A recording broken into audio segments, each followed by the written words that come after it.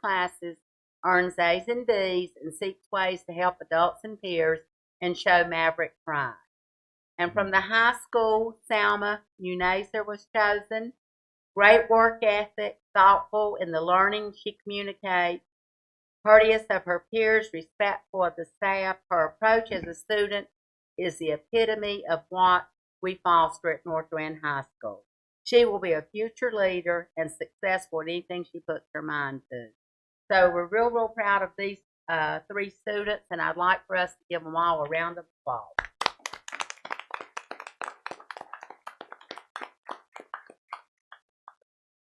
Thank you, Mayor Pro Tem.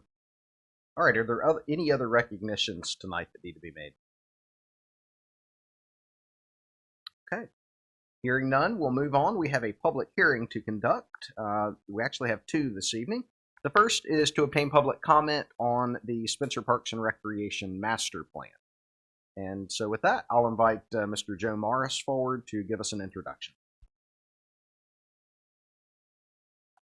Thank you, Mayor. At the pre-agenda meeting last week, we had an overview of the Parks and Recreation, the Spencer Parks and Recreation Master Plan, which is a system-wide plan for recreation facilities and programs for the entire community, as well as a presentation on the park design, the park concept design for the proposed town park that would be located out here in front of the building on Salisbury Avenue. And this is in preparation for a Parks and Recreation Trust Fund grant application, which is due May 2nd. And we have our consultants here from Benish, John Wood and Jeff Ashbaugh. And John, were you going to give a brief overview of the public meeting component, just to make sure that, did y'all have a plan for how to present here? Well, if you'd like to at least come and talk about the workshops and our program of getting the information out, so that would probably be helpful.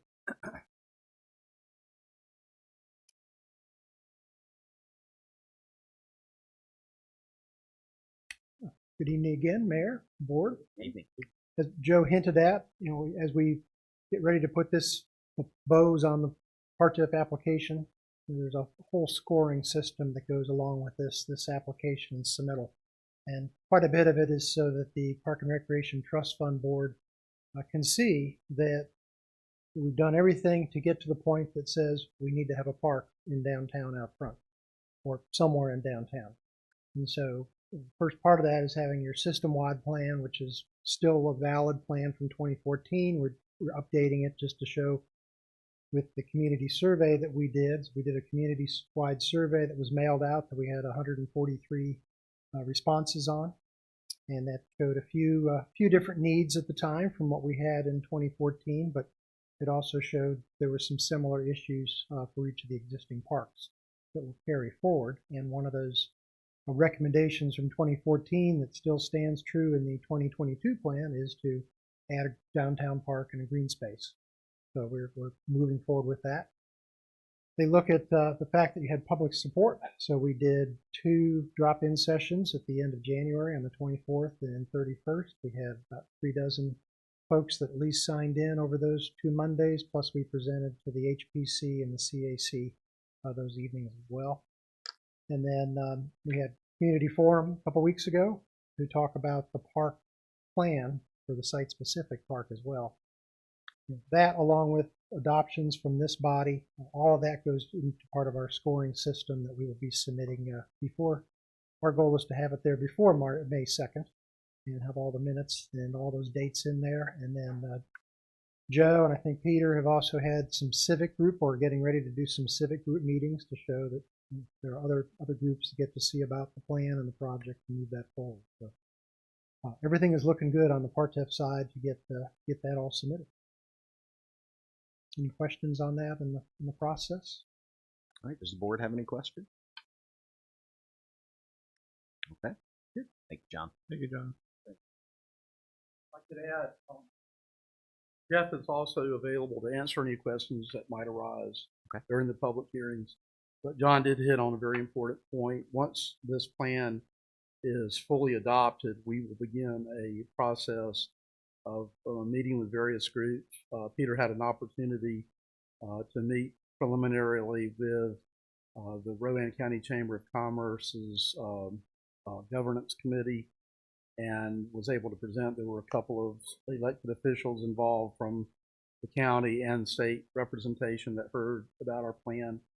We've also scheduled a meeting with the staff of the Transportation Museum, and we made a presentation on the park design to the Winterfest committee last week.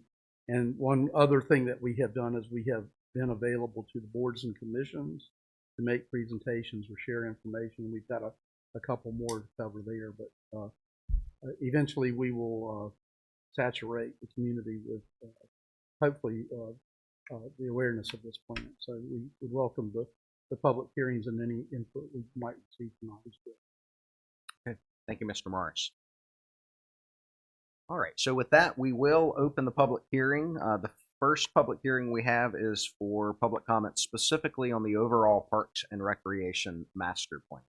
So with that, is there anyone here tonight that wishes to come and speak regarding this master plan? All right, seeing none, I'll ask the town clerk, have we received any written correspondence for the public hearing? All right. With that, is there a motion to close this public hearing? I move to close the public hearing. Thank you, Ms. Sledge. Is there a second? Second. Second by Mr. Miller. All in favor? All opposed? All right. That public hearing is closed, and we will now move to the next public hearing, and this one is to obtain public comments specifically on the North Carolina Parks and Recreation Trust Fund grant application, specifically for the Park Plaza Town Park. And so with that, we will open the public hearing. Is there anyone that wishes to speak here tonight regarding this topic? All right, seeing none. Is there any written correspondence? No. All right, no written correspondence. And so with that, is there a motion to close this public hearing? So move.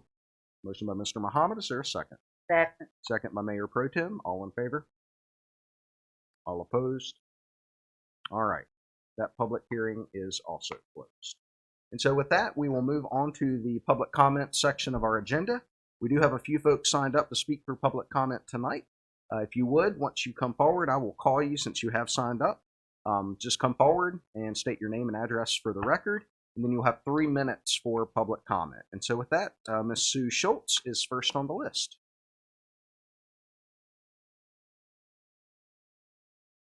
And Terry. I thought you might split it up so you could each have 3 minutes. We're Terry and Sue Schultz. We live at 503 Charles Street. Hello, Thank you, Mayor, sir. members of the board. Just wanted to say a couple words about the Spencer Senior Council. I have the honor of being president of the Spencer Senior Council, and it's not an exclusive senior club. It's a group of committee members that put on a couple of events that the town sponsors each year. So Sue's got a few things she'd like to say. We just wanted to remind everyone that 55 and over, that the spring fling is coming up. It's May 10th at Oakdale Baptist Church at 200 Charles Street at 12 noon. Like hot dogs, hamburgers, we have the salads, patriotic singing, door prizes, and a lot of fellowship. Reservations are required by May 1st, and you can check your local churches, or there's posters around town or at churches. And we are looking for volunteers. We've kind of lost some people in the last couple of years, and anybody you know that's interested, it's only usually 4 days a year, which is 2 days for the spring fling. One is setting up and then serving, and the same with the Christmas. And it's a great chance to get out and meet the seniors of your town, and maybe you'll make a new friend.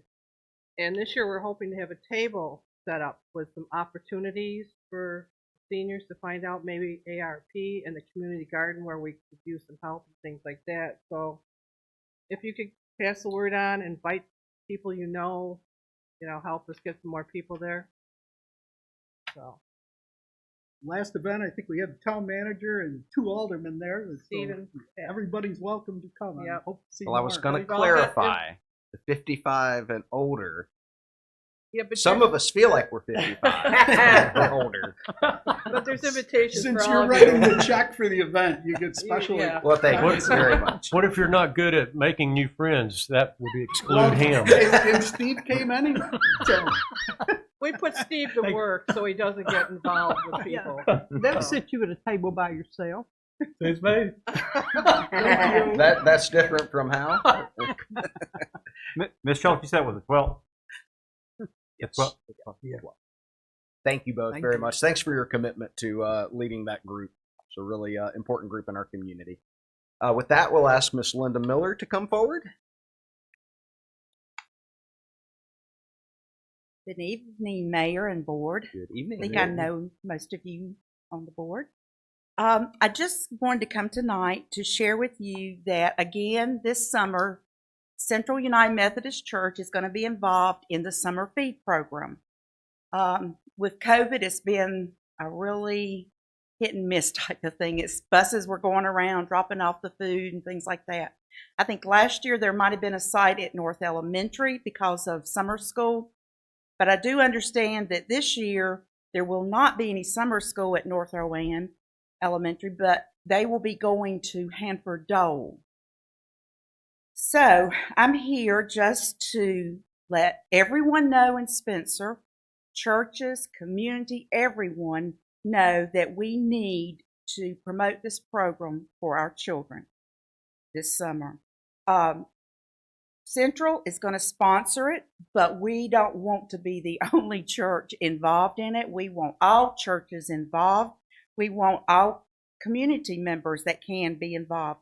So if for some reason you know someone and you think they would make a great volunteer, or if you're a good volunteer, we would love to have you. If we have enough volunteers, we're hoping we can schedule it so that maybe you only do it once a week or maybe every 2 weeks or whatever. So there is a very important meeting coming up on May the 17th.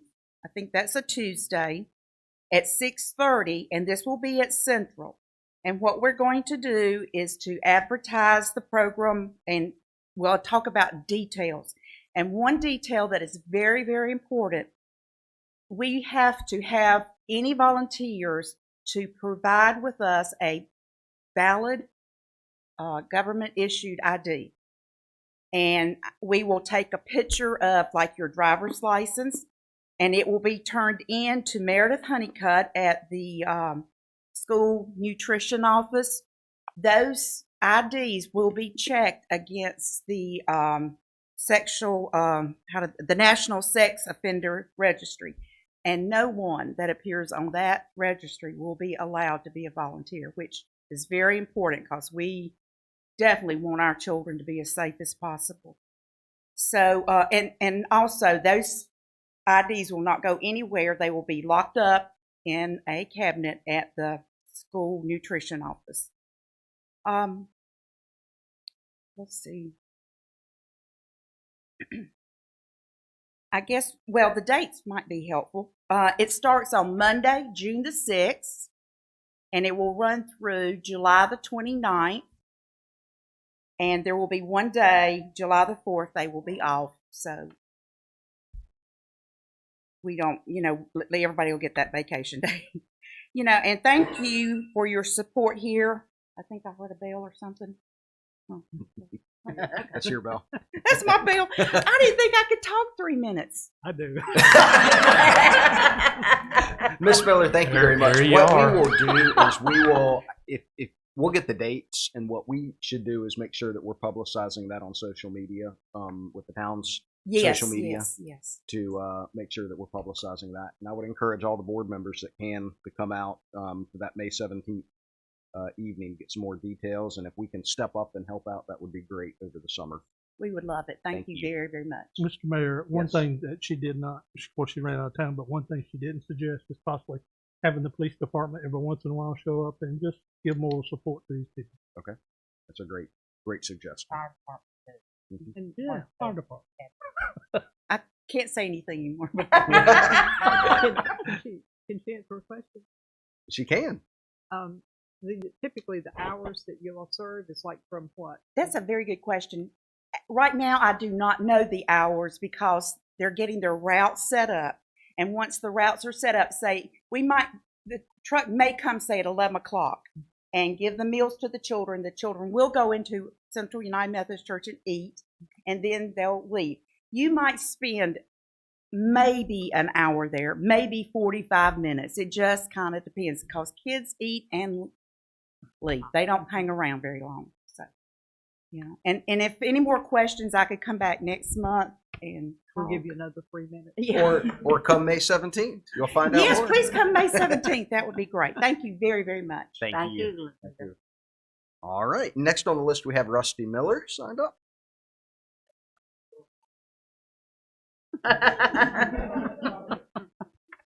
If Rusty Miller can keep it to 3 minutes, I'm going to be impressed. It's going to happen. Okay.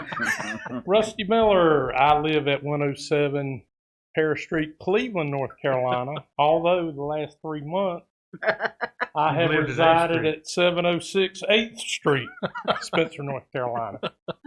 Just want to take a quick minute to let you know that the Spencer Cal Ripken and the Friends of 8th Street Ballpark have come together. We have set a date of June 4th for a yet to be determined named celebration of 8th Street Ballpark.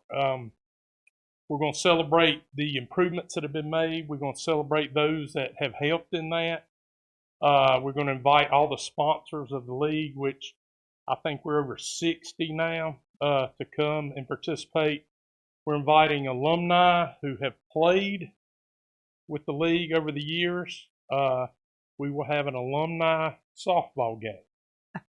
We hope to have the EMS and rescue there to treat injuries and anything else that could happen. Have But walkers and canes. that's too. it. But Stretchers. it's going to be a great. We anticipate it being the 4th, maybe 11 to 2ish. Hamburgers, hot dogs, the game, the sponsors there, sharing in the celebration, and we want it to be a community celebration too, because the improvements that have been made over there, we've had everybody. We had Steve and Linda planting flowers. We've had Rashid was over there helping put up foul poles the other day. So it's been a concerted community effort, and we just want to celebrate the community. You know, we've got a 70, 80-year history over there at that ballpark, and there's some good things happening there. Spencer Cal Ripken baseball, I will tell you, our uniforms look amazing. And every now and then we play okay, but our uniforms look amazing. But anyway, more information will come out as far as the details, but I just wanted to make a public announcement about that, and looking forward to the town getting behind it. We'll have some special recognition that day, I guess will be talked about in the future. But appreciate everything the town has done to support these efforts, and I think I'm under my 3 minutes. Very good. Thank you, Rusty. Thank you, Rusty. Thank you. And I would encourage the board, if you haven't been over to the 8th Street Ballpark lately, drop by there, stop by, watch a game. It's pretty amazing what folks within the community and Greater Rowan County have done to spruce the place up. It's looking great. Mayor, I'll add a plug if you want to watch a game and be really entertained with comedy. The T-ball group plays Mondays and Thursdays at 6. Very good. All right. Have we received any written correspondence for public comment? No comment. Okay. Thank you very much. And so with that, we will now move on to our consent agenda. And you have that before you. Is there any reason to pull any of the items that are currently on the consent agenda for further discussion tonight? If not, I'll entertain a motion to approve the consent agenda. All right, there's a motion by Mr. Howe. Is there a second? Second. Second by Ms. Sledge. All in favor? All right, all opposed? The consent agenda is approved. And so with that, we will move on to the next item of business, and that is to consider adopting text amendment to the Code of Ordinance 22-009 for the SFR2 rezoning for dimensional standards. And that there is a resolution that is specifically related to that classification. And so with that, I'll ask Mr. Blunt to come forward. Mayor, members of the board, you have heard me pontificate on this issue 3 or 4 times now, so I'm going to say that nothing has changed since the last time I explained it to you. It's something we need to do. I think you understand all the details of it. I will leave it to you. If you have any questions, I will certainly be glad to answer. All right. Very good. And you do have that revised the ordinance for amendment within your agenda packet.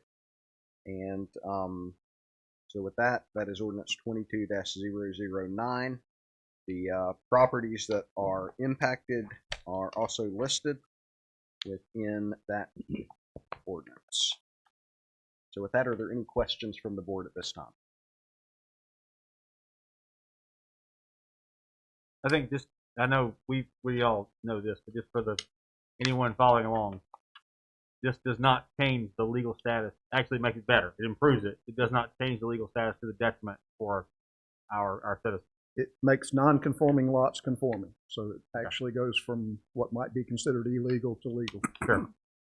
Which means that for future owners, if the properties were ever to be sold, if the banks that are trying to finance those for property owners were to look at that, then there's no issue with a non-conforming lot at that point.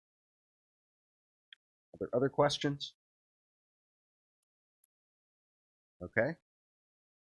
If not, I'll entertain a motion to adopt the ordinance. Mr. Mayor, I move to approve the zoning recommendations made by staff in their February 24th memo, revised March 10th, entitled SFR2 Dimensional Standards Resolution, rezoning 48 properties to SFR2 to SFR3, rezoning 9 properties from SFR2 to RMST, and 1 property from CIV to RMST. Also move to adopt a statement of consistency stating that we find this action to be generally consistent with the town's comprehensive land use plan, is reasonable and in the public interest. We find that this text amendment supports the specific plan goals of protecting existing. All right. So there's a motion before you from Mr. Howe, a second from Mr. Morgan. Is there any further discussion? I would just like to thank you again, Mr. Blunt, for doing all the work, the legwork, and rounding up and identifying these properties. It was not an easy task. Thank you. Any other discussion? All right. All those in favor? All right. All opposed? And that is approved unanimously.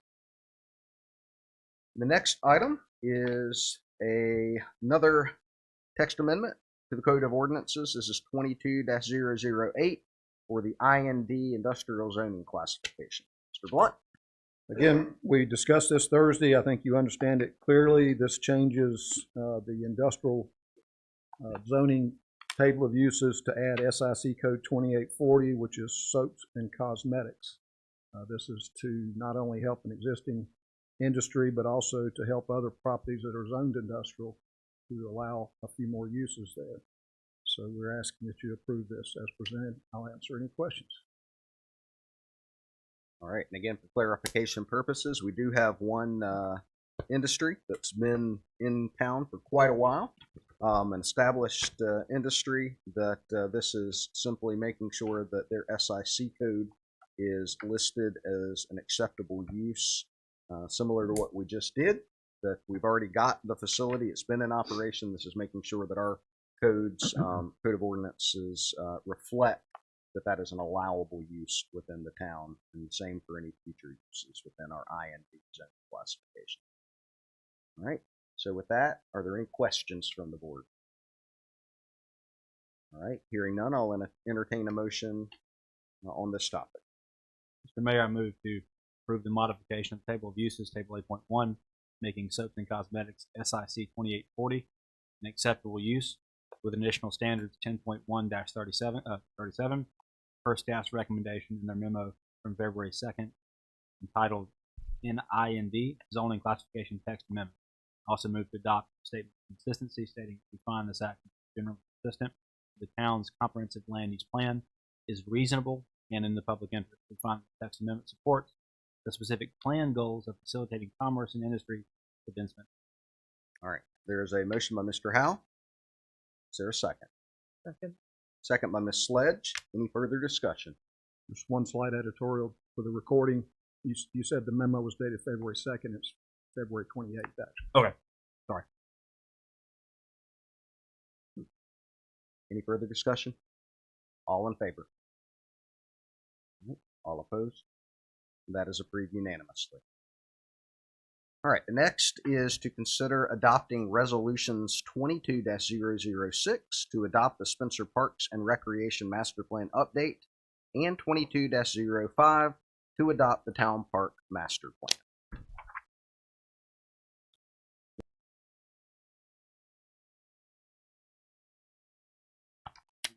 This is part of the ongoing effort to comport with the point system that John has described to you. And by updating our Parks and Recreation Master Plan and adopting the Town Park Master Plan, we will accrue additional points on our grant application. And so in order for us to be competitive, we want to memorialize this in a resolution adopted by the board so that we can submit it to the Parks and Recreation Trust Fund grant committee on May 2nd. All right. Thank you very much. And so what I'll do is I'll read each of these resolutions quickly. We will start with resolution 22-006. That is the for adoption of the 2022 Parks and Recreation Master Plan update. And that resolution reads, whereas the Mayor and Board of Aldermen of the Town of Spencer, as a representative public entity, acknowledges the importance of parks and recreation, public trails, open space, and recreational programming as an essential resource for achieving and maintaining community health, economic stability, and long-term community prosperity. And whereas the Town of Spencer seeks to improve community access to recreational facilities and programs for the purpose of physical and mental health and is a fundamental component of community life. And whereas the Town of Spencer aspires to the continued vitality and well-being of its citizens who value outdoor activity, scenic beauty, green space, alternative transportation, and character development through organized sports and team activities. And whereas the Town of Spencer acknowledges the importance of good stewardship and proper management of open lands, waterways, green spaces, trails, and woodlands. And whereas through education and proactive community engagement, including public open houses, community surveys, focus groups, and meetings, a comprehensive plan update has been created to identify community expectations for parks and recreation facilities and programming.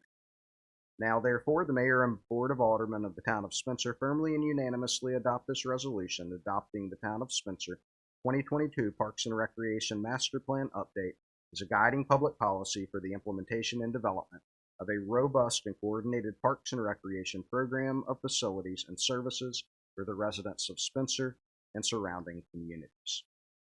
So that is the resolution before you. Is there any discussion on that? And if not, is there a motion to adopt? I move that we adopt.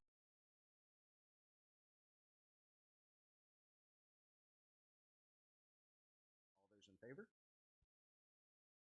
All right, all opposed? That is approved unanimously. All right, and that then takes us to our next resolution, and this is a resolution specifically for adopting the Town of Spencer, North Carolina Town Park Master Plan for the town park proposed in front of our new town hall facility.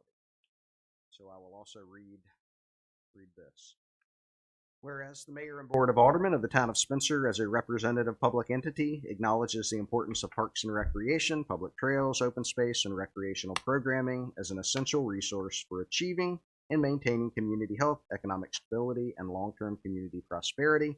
And whereas the Town of Spencer seeks to improve community access to recreational facilities and programs for purposes of physical and mental health, is a fundamental component of community life, and whereas the Town of Spencer has adopted the 2022 Parks and Recreation Master Plan that aspires to the continued vitality and well-being of its citizens who value outdoor activity, scenic beauty, green space, alternative transportation, and character development through organized sports and team activities, and whereas the Town of Spencer acknowledges the importance of good stewardship and proper management of open lands, waterways, green spaces, trails, and woodlands, and whereas through education and proactive community engagement, including public open houses, community surveys, focus groups, and meetings, a master plan for Town Park has been created to address community needs related to green space, passive recreation, walking paths, and unified gathering place for events, performances, celebrations, and other activities.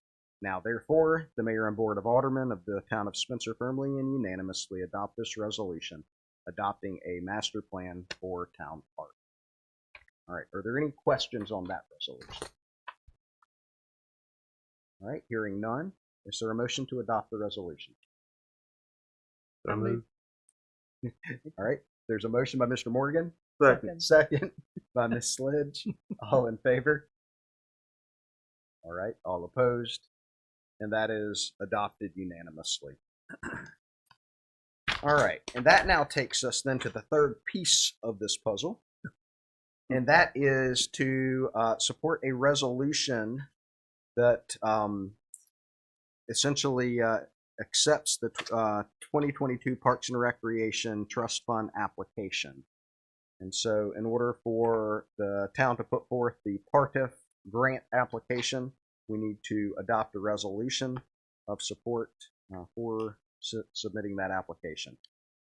And so rather than reading the entire thing to you once again, because the language is essentially the same, it basically states that we have adopted the 2022 Parks and Recreation Master Plan, and that we have developed a comprehensive plan to identify community expectations for a town park to be located in downtown Spencer. And so the resolution specifically states that the Mayor and Board of Aldermen of the Town of Spencer would firmly and unanimously adopt this resolution adopting the Town of Spencer's 2022 Parks and Recreation Trust Fund application. Is there any discussion on this matter? All right, hearing none, is there a motion to adopt the resolution? So moved. Motion by Mr. Morgan. Is there a second? Second. Second by Mr. Muhammad. Any further discussion? All in favor? All right, all opposed? And that is approved unanimously as well. Mr. Morris and our friends at Dinesh, thank you very, very much for your work. And this is just the start, right? Thank you all. Mayor, if I may, certainly appreciate the board's support of this this initiative and this vision that we've been working towards. And this is a milestone. It is just the start, but certainly an important milestone. And definitely thank the work of staff and our consultants, and then certainly the community members who have gotten involved in the process as well. Thank you. All right, and with that, we will move to the next item on our agenda, and that is to consider adopting Ordinance 22-007. This is a front yard parking text amendment. We'll invite Mr. Blunt forward.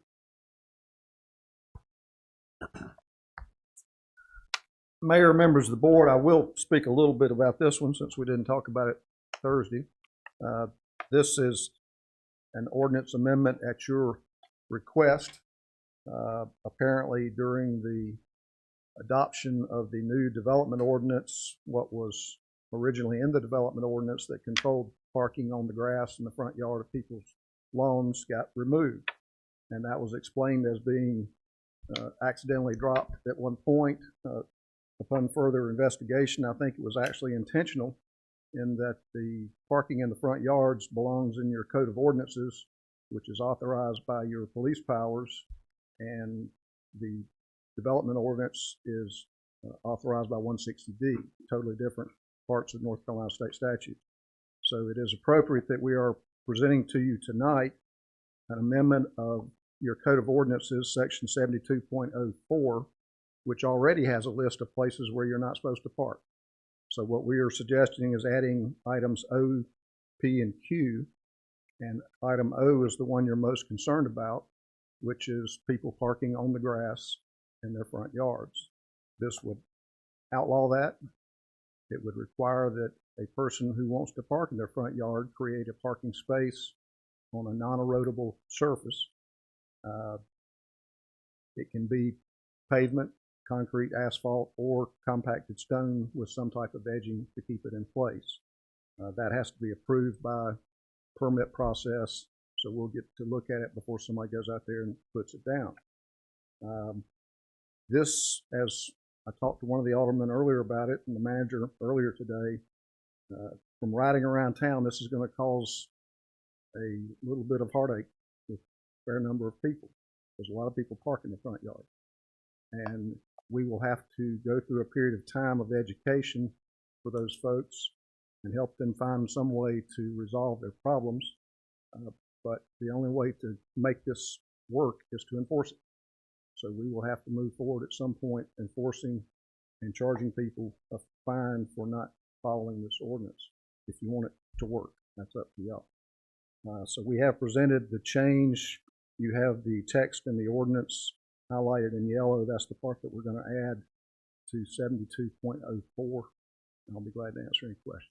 I'd like to add a little bit of context to this. As Mr. Blunt mentioned, this was something that we have had in the past where we have required parking only on improved surfaces, be it gravel or paved surfaces, not directly in your yard or grass in the front yard. So this should not be new to anyone.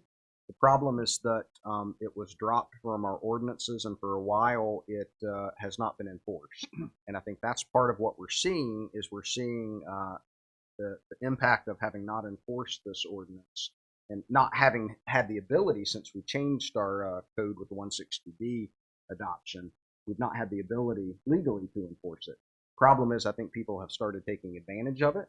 And just from riding around, the amount of people parking on unimproved surfaces on their front yard seems to have increased pretty significantly over the past year and a half or 2 years. So I do think it's important that we move forward with getting this back into our Code of Ordinances. It was in there for a reason, although albeit in the wrong place. And now we can get it in the right place, and so that we can enforce it. Part of the problem is when you're parking on unimproved surfaces like that, a lot of what we see is it begins to deteriorate front yards. You get places where grass is no longer growing. It leads to erosion of front yards and then becomes a stormwater issue for us with sediment running out into the streets and into our waterways. So it is an issue that, in my opinion, is important that we get a handle on before it gets any worse. So are there any questions from the board for Mr. Blunt at this point? Yes, Mr. Miller. I take it you sound like the police department's going to enforce it. Is that correct? Police and code enforcement both will have the authority to enforce it. Okay. Now, is there a setup for fines or warnings, or how's that going to work? The Code of Ordinances has an enforcement section that lists the fines for any violation of this code. When you adopt your new budget in July, you'll have a schedule of fees, and we'll probably suggest a set amount for this violation, and we'll suggest an amount at that time that you could approve. Okay. So you said about education to the public as far as that. Are we going to put out any kind of information to the public about this? I would suggest that we put it on our website. The best education is to get that red sticker under your windshield wiper. And the first ones we put out should probably just be warnings. No fine, just let them know that the rules have changed. No. Yeah, I mean, I think everybody would like a grace period to understand what's going on. Absolutely. And I think that's understanding because, like I said, this is going to be something a lot of people will not like. And it's going to be hard on the police department, whoever, to enforce it. So I think we should be, I agree with we need to enforce it, but at the same time, we need to be kind of lenient to start off with and get stricter as we go. The law of unintended consequences is going to kick in on this one, I'm afraid. When you can't park in your yard anymore and you can't afford to put in a new parking place in your yard, more people are going to park on the street. And when they park on the street, we're going to have crowded streets. And I've already told you that we're looking at the problem, and we'll suggest at some point that some streets be posted for one side only parking. Yeah, because I know fire department has problems at times with the fire truck going through there. When you have cars on both sides of the street parking, there's always the danger of some kid running out behind a parked car on the street. So all these are things that we've got to consider. I agree. Part of our problem is the fact that this is an old town. it was based on, it was built before vehicular traffic, horse and buggy days. A lot of the houses, the lot sizes, they did not have any driveways. Those that did, after the automobile came into fashion, were limited to just a single little driveway. I know in several places you can still see the original concrete for basically 2 paths for the tires for the vehicle. That was back in the early teens and 20s. Now, fast forward to today, where multiple families live in a single house and they have multiple vehicles, campers, boats, trailers, and all sorts of things. So this is going to be very difficult to work through. And again, the information needs to go out and have, as Steve mentioned, a grace period. But they have to understand that the overall impact is to improve the appearance of our town. If you've ever visited some of the vacation resorts, coastal and river resorts, this has been such a problem that a new industry has popped up, and that's storage facilities for boats, boat trailers. If people don't have a large enough lot where their house is to store these things, they may need to find some place off-site to store them. So that may be something that happens in the future. If you want to invest in a new business, now's your chance. Any other questions or comments from the board? Would this fall under the parking, the limitation on parking infraction fees under the new, I think SB 300, or I may be saying it wrong, the decriminalization statute? This would be one of those ordinances that you are required by SB 300 to define whether you want to be able to enforce it criminally or not. As you probably noted, we hadn't gotten back to you on that one yet. That's because we're not enforcing any of these things criminally at this time. This might be one that you want to do criminally. Maybe not. So we'll come back to you with that revision in the future. Since we were not enforcing anything criminally anyway, I hadn't been in a big rush to fix that problem because the problem really doesn't exist yet. It's just a paper problem. I got a few other things to do. Would there be any assistance from any source to help people who might not have the funds to install a driveway? Not that I'm aware of. If the town wanted to create a fund, much as we do for home improvements or facade grants, that would be up to the town. It's a problem. The mayor and I probably drive by the same house where there's a very small house and 6 cars. And they can fit about 3 of them in the driveway. The garage is obviously full of all their storage because the house isn't big enough to have any storage. So 2 or 3 of those cars end out on a very narrow street.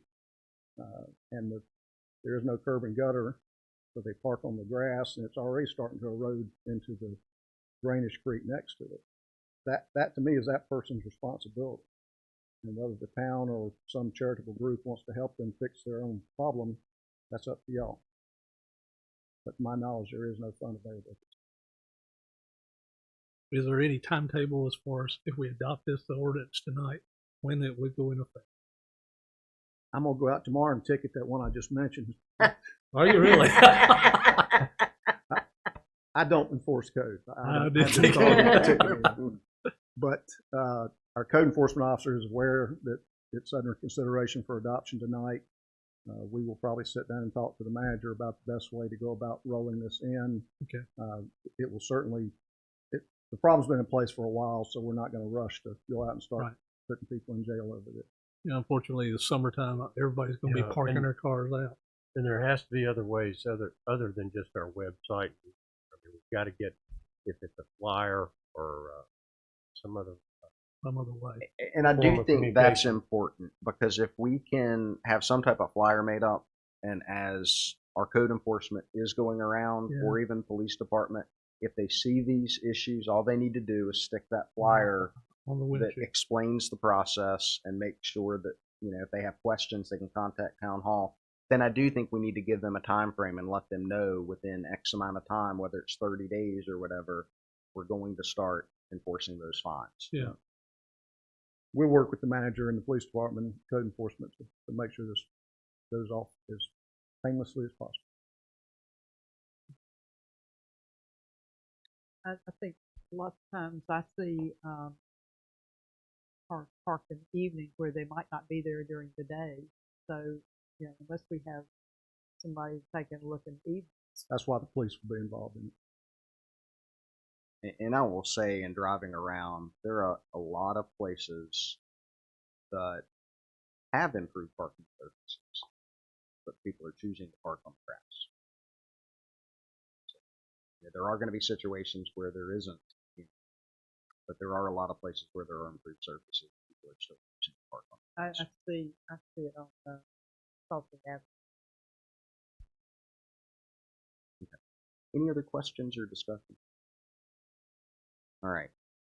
So, hearing none, is there a motion to adopt the amended ordinance that is before you? That is ordinance 22-007 for the text amendment for front yard parking.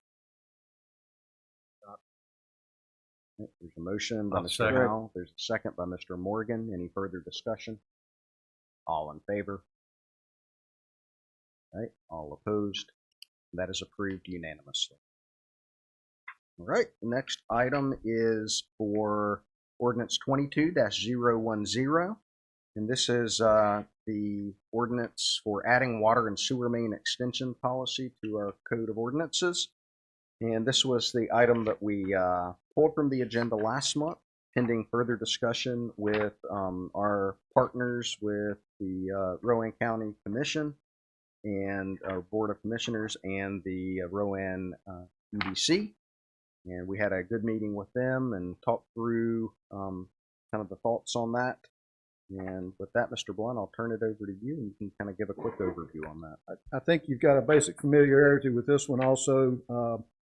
We did have it ready for you last month. We had culled a lot of information from surrounding communities and even Salisbury and Rowan County's codes of ordinances to make sure we had language that would work for us. As you're aware, our water and sewer is provided and managed by SRU, so it's not like this ordinance is mostly about us. It's as much about them. It accomplishes a few things. We got kicked off by somebody asking if they could build a house on a lot and wanted to know what our policy was for extending water and sewer to it. And I started looking for that policy, and I couldn't find it.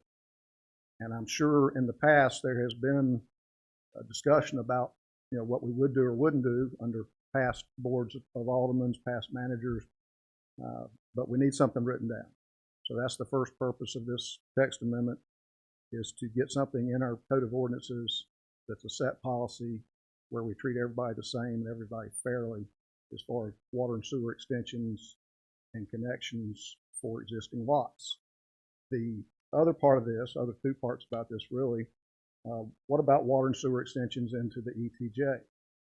At this point, we require a developer to pay for those if there's any cost involved, but we also have the authority based on our agreement with Salisbury years ago that any connections in the ETJ would be approved by this board.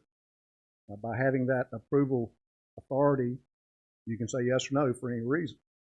The reason to say yes is embodied in this text, and that the yes would be accompanied by them requesting annexation into the town of Spencer.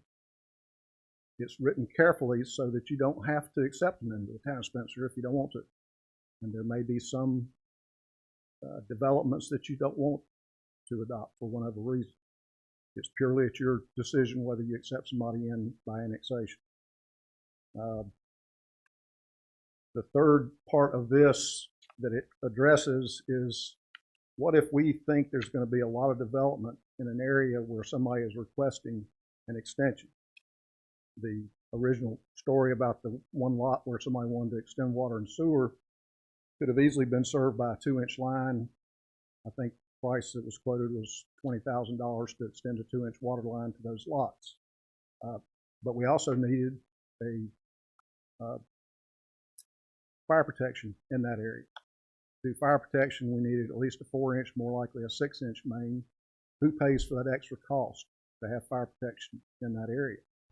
This ordinance says that it's up to the city to decide if we want that extra coverage in those areas, or if we want a sewer line to be oversized from what's required for the immediate development to take care of future development. But the town accepts the responsibility to pay for that extra cost.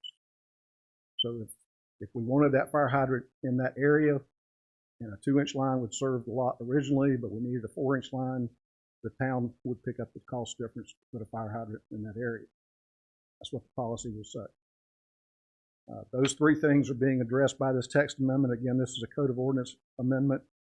You've already got a Chapter 60. This is just an addition to that chapter, regulating how you extend water and sewer and how it affects annexation in the ETJ. I'll be glad to answer any questions.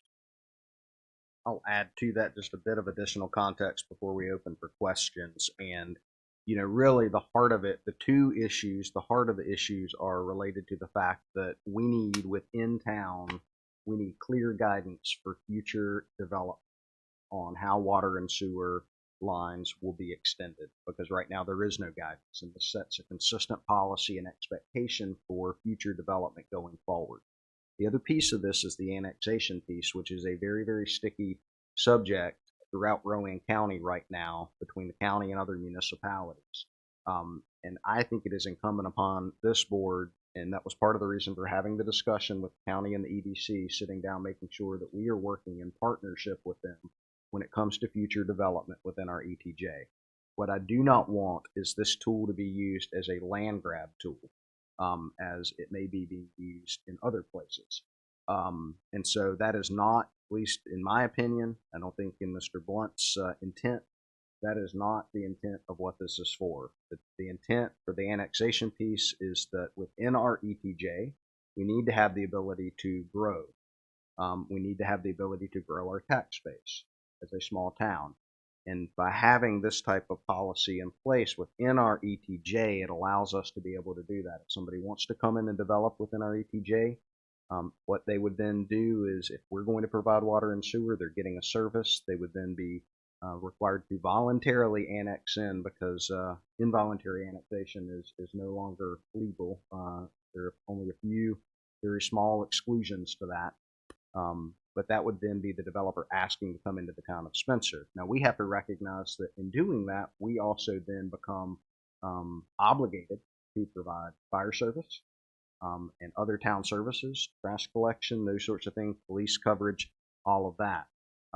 But on the same token, that is one of the ways that we are able to grow our tax base as a small town. And we explain that to the county commission representative, we explain that to the EDC, and I think they all understand that, but also with the understanding that in doing this, we do not want this to be a land grab where we're trying to go outside of our ETJ and expand to grab other areas in the county.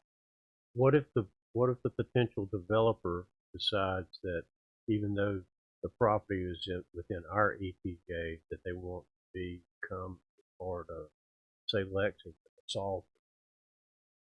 What prevent them from doing that? They cannot, and the reason why is because they would have to have our approval to be able to do that. That's part of the situation with Davidson County and Lexington, reaching out to us for that agreement, because the area in Davidson County was closer to us.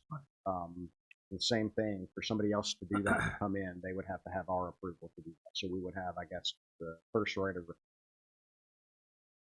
If we have someone who chooses to voluntarily annex and become a part of our town, does that extend our ETJ out further? A little further? Not automatically. When ETJs were established back in the 70s, the statute said that you could have an ETJ of approximately 1 mile from your existing border. And everybody got out their 2-pin scribes and drew a circle around their towns. And the result of that is a number of lots on the edge of the ETJ, they actually split the lots. Part of it's zoned by Rowan County, part of it's zoned by the town. We're trying to fix some of that as we go through this process. The mayor meeting with the county and Salisbury and SRU and legal advice from our attorney and other attorneys has sort of opened a door to a new era of cooperation. And I applaud the mayor for his efforts in doing that.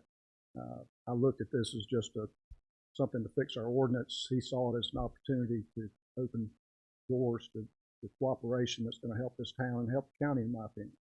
So to answer your question, no, not automatically, but if we wanted to extend it, what we have to do is get Rowan County's permission to extend it. Are there other questions? All right. Hearing none, is there a motion to adopt the text amendment to the Code of Ordinances that would add the water and sewer main extension policy?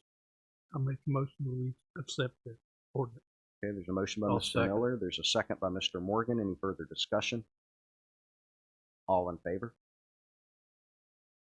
All opposed? And that is approved unanimously. Mr. Blunt, thank you very much for your work on that. Thank you for our hard work. And I see Mr. Shelton in the audience tonight. Thank you too for your partnership and working with us on all this. The next item is to consider adopting a budget amendment ordinance 22-005 for the 8th Street Ballpark. You wanna go over that one? Yes, and I was seeing if Mr. Miller was still present, but you did hear from Mr. Miller earlier. Of course, the Friends of the 8th Street Ballpark group have been hard at work over the last few months, making a lot of improvements with the help of many community members. And they received a few larger donations that are actually coming through the town's finances. And so this is a budget amendment that would appropriate $10,000 received into the maintenance, Parks and Rec maintenance budget so that it could be used at the ballpark in conjunction with the work happening out there. All right, thank you. So once again, folks throughout the broader Rowan County community are stepping up and helping out with the exciting projects in the town of Spencer. So we're very grateful for that. Are there any questions on this from the board? Hearing none, is there a motion to adopt the budget ordinance 22-005 for the addition of $10,000 to be used for the 8th Street Ballpark? So moved. I heard Mr. Muhammad first. Is there a second? Second. Second by Mr. Morgan. All in favor? All right, all opposed? And that is approved unanimously. Thank you very much. All right, the next item, we'll invite Mr. Harris forward. We're going to consider a resolution 22-003 for establishing a new Spencer Historic Preservation Incentive Grant Program. Good evening, Mayor, members of the board. The item before you is a proposal developed by town staff as well as your Historic Preservation Commission, which would establish a new Historic Preservation Incentive Grant Program to replace what is currently your residential rehabilitation grant policy. I do want to note that you've already established in this year's budget $10,000 allocated towards this program. The only thing we haven't done is actually adopt guidelines to spend that money. And so we're going to go ahead and do that. There are a number of deficiencies in the current rehabilitation policy which necessitated the adoption of a new program. The existing residential policy only allows up to $500 per grant, which, you know, it's more than nothing, but it is typically, it's especially with today's prices, it just doesn't go particularly far. And so what this proposal does, it increases the per grant award from $500 to $2,000. It'll still be on a 50-50 matching basis, same with the previous policy. Other deficiencies with the current policy is that it does not have particularly clear procedures and guidelines for applying, for reviewing, and making those awards. Specifically, the current policy does not have any evaluative criteria, and so if the HPC and you were to review a number of applications at the same time, there wouldn't be a system for scoring those applications based on the need, based on the quality of the project, to make sure that you're spending your money in the most efficient way possible. So the new policy establishes a scoring system that incentivizes particularly investments in exterior rehabilitation projects on historic homes. It would target severely deteriorated elements on homes that have some historic significance.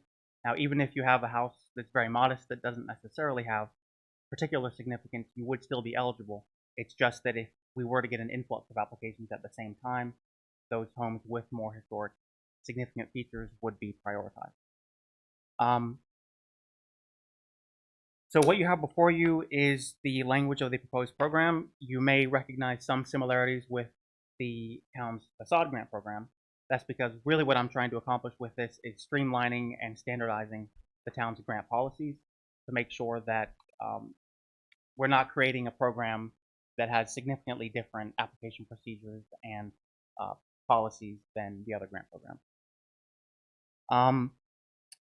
Let's see. Now, I do want to note, as part of this proposal, what you would be doing is repealing the current grant policy and completely replacing it with the new policy. Eligible properties would be residential owner-occupied, not rental, only owner-occupied properties, both in the historic district as well as if you own a property that is older than 50 years, even if it's outside of the historic district, you would be eligible to apply. And so with the adoption of this program, what you would have is the town would have grant policies not only for the entire downtown area as well as along the Salisbury Avenue corridor, but also in the historic district and outside the historic district. So it really covers a broad range of eligibility areas. And my goal is that with a successful demonstration of not only the commercial but also the residential program, if it's successful and we see a demand and an interest, that potentially we could explore increasing the budget in future years. And additionally, our Historic Commission has also raised the possibility of potentially in future requesting special funds for lower income homeowners, so that maybe, in my experience, particularly in Salisbury where I manage their historic preservation grant, the grant was an incentive to get moderate income homeowners to go, just kind of push them into doing a project that they were thinking about, but maybe it was low on their priority list or they had a concern about the budget. It's really to push them into doing that project to increase the curb appeal and increase the addressing maintenance needs on the house. But there is also a population here that could be a lower income population that would need more specialized grant policies. This is a reimbursement grant, so we require that the homeowner pay all costs upfront and then submit a reimbursement request to the city. What a low income program would potentially do is modify those to provide some flexibility where potentially the town could pay the contractor directly. Of course, we would have to have a conversation with our finance staff as well as the town attorney on that particular idea, but it's just something that we're floating. But not to go too far into the future, if you have any questions about this program, please do let me know.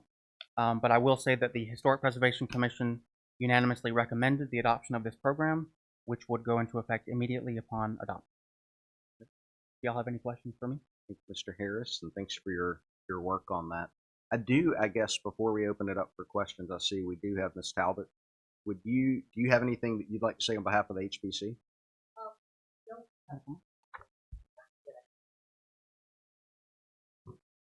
Leslie Talbot, 308 North Salisbury Avenue. Hi. The only thing I would like to add is that one of the things that Kyle mentioned was the homes of 50 years, why they would qualify. Well, a historic home, if you're going to apply to expand your historic district, has to be 50 years old. So by bringing in and offering to moderate incomes people who have homes in that range, we are collecting the data necessary to possibly go forth and expand our historic district, which is already the largest contiguous district. Why stop now? Thank you, Ms. Talbot. What if your home looks like it's 50 years old, like you? Now, I just want to add, now, we have explored the concept of Okay. potentially at some point expanding the historic district, but there is nothing concrete and no current plans to expand the I historic heard that district. as collecting the data, right? Right. Mhm. I have a question. Yes, Ms. Slade. Cal, will you have is this going to be like first come, first serve, or will you have a specific time that you will accept applications and rate them, or how will that work? The way this program is proposed to operate would be on a rolling basis, so we would accept applications and process them as we receive them. There is a potential alternative would be to have, for example, 2 cycles per year, where perhaps we would have a spring and a fall application cycle, and that could be something that we explore in the future. But what I'm proposing is to maintain the current policy of reviewing the applications as we receive them. What we would do is, and I'll talk about this later in my report, is the HPC is planning on doing potentially a mass mailer to the historic district, and we're proposing a budget request to do that. As part of that, we would let people know that there's a expanded program available and to apply. Contact staff if you're interested. But we do not currently have a plan to have a set application deadline. It would be a rolling basis. And so, if you had, say, someone with lower income apply, they would be approved before they actually came back with paid in. Is that correct? Well, we don't currently have a special policy for low income applicants. Right. But what I was saying is that in the future we could potentially explore creating special policies for low income. But the way it would happen right now is for all applicants, there would be an expectation that they would pay all the project costs upfront, and after staff inspection of the approved project, making sure that it was done consistent with the approved and the signed grant contract, we would provide them a reimbursement up to $2,000. But they would have They would have paid receipts approval. or paid invoices to submit. They would have some assurance at the beginning of the program that their grant would be accepted if all the I's were dotted, the T's were crossed. Yes, what would happen is the applicant would submit an application, it would be reviewed by the HPC, and then the Board of Aldermen would make a final decision on awarding that grant. Then staff would draft up a contract. We would sign a contract, or the town manager would sign a contract with them. It would basically say, we guarantee to make this payment provided that you meet the requirements in the program, which is similar to how our Duke Energy grant would work. Mr. Harris, this past year, have we had many people put in for these grants that we've advertised? I've had many conversations with people who express interest. Yeah. And when I tell them it's just $500, they say, well. Yeah, I understand that. And that's good that we're increasing the value of it, because everything's going up with inflation and everything. That's probably good as far as that goes. I have a question. This is kind of a budget question. If we don't spend this money this past year, does it carry over for the future year? So we had that discussion earlier, and maybe I'll defer to the town manager to answer that. But basically, I have a number of people who have expressed interest in applying for a grant, and we could potentially award those by the end of the fiscal year. We wouldn't be able to make that payment before the end of June 30th. Mm-hmm. So I think there's some kind of financial process to make sure that the money doesn't necessarily go away. Well, and that's what we're using with the innovation grants. We set up a purchase order with the grantee so that it encumbers the funds and automatically rolls forward into the next budget. Now, if we had an amount that was not awarded, that amount would roll back into fund balance and would be separate from whatever is appropriated in next year's budget. Oh, yeah. However, that could be addressed through a few ways. We could automatically propose that we appropriate that amount into next year's budget, knowing what may be unspent, right. Or we could do the typical amount again and wait to see how the year finishes out and then come back with a budget ordinance to reappropriate those funds at that time. Okay. Thank you, Mr. Harris. What kind of guidance, direction? He said approved plan. Does the HPC or anyone staff give, or is it just here's what I want to do, your town, yes or no? How does that work? So the adopted guidelines, well, if you adopt them, will outline the types of projects that we're looking to fund with this program. So things like exterior repainting, repairs to deteriorated siding, replacement of a deteriorated or disintegrating features. There's a long list of project types which are eligible. So the owner would look at the program, see which types of projects that they have that match, and they would submit an application to get that project funded. The HPC would be the preliminary reviewer. They would look at their proposed project scope, and I would work with the applicant to get all the information that we need to make a decision. And then once the HPC makes a recommendation, it will go to y'all. There would essentially be an approved scope of work. And if the project that was done deviated substantially from what we thought they were going to do, we would not be obligated to make payment for that project. Say if someone wants to replace their deteriorated front porch column, and they ended up trying to get money for something completely different like back porch, you know, we would not be obligated to make the reimbursement because they didn't meet the terms of the agreement. Does that make sense? It does. I guess let me ask you a little bit different way, and that's that's part of what I asked. But I guess the other part I wasn't clear. I don't think I'm not a creative person at all. So is there? I guess what kind of help is there? You know, homeowner A says, yeah, I really need to do the front porch. I don't know what it should look like. I don't know what materials. I don't know who to ask. I don't know design, function, all those things. Is there a mechanism to provide help or direct to, hey, call this person or we can help with this or any of that at all? Or are we just, whatever they send, we adjudicate it, yes or no? Well, so what I would rely on is for them to reach out to a skilled contractor. In most cases, historic projects shouldn't be that creative.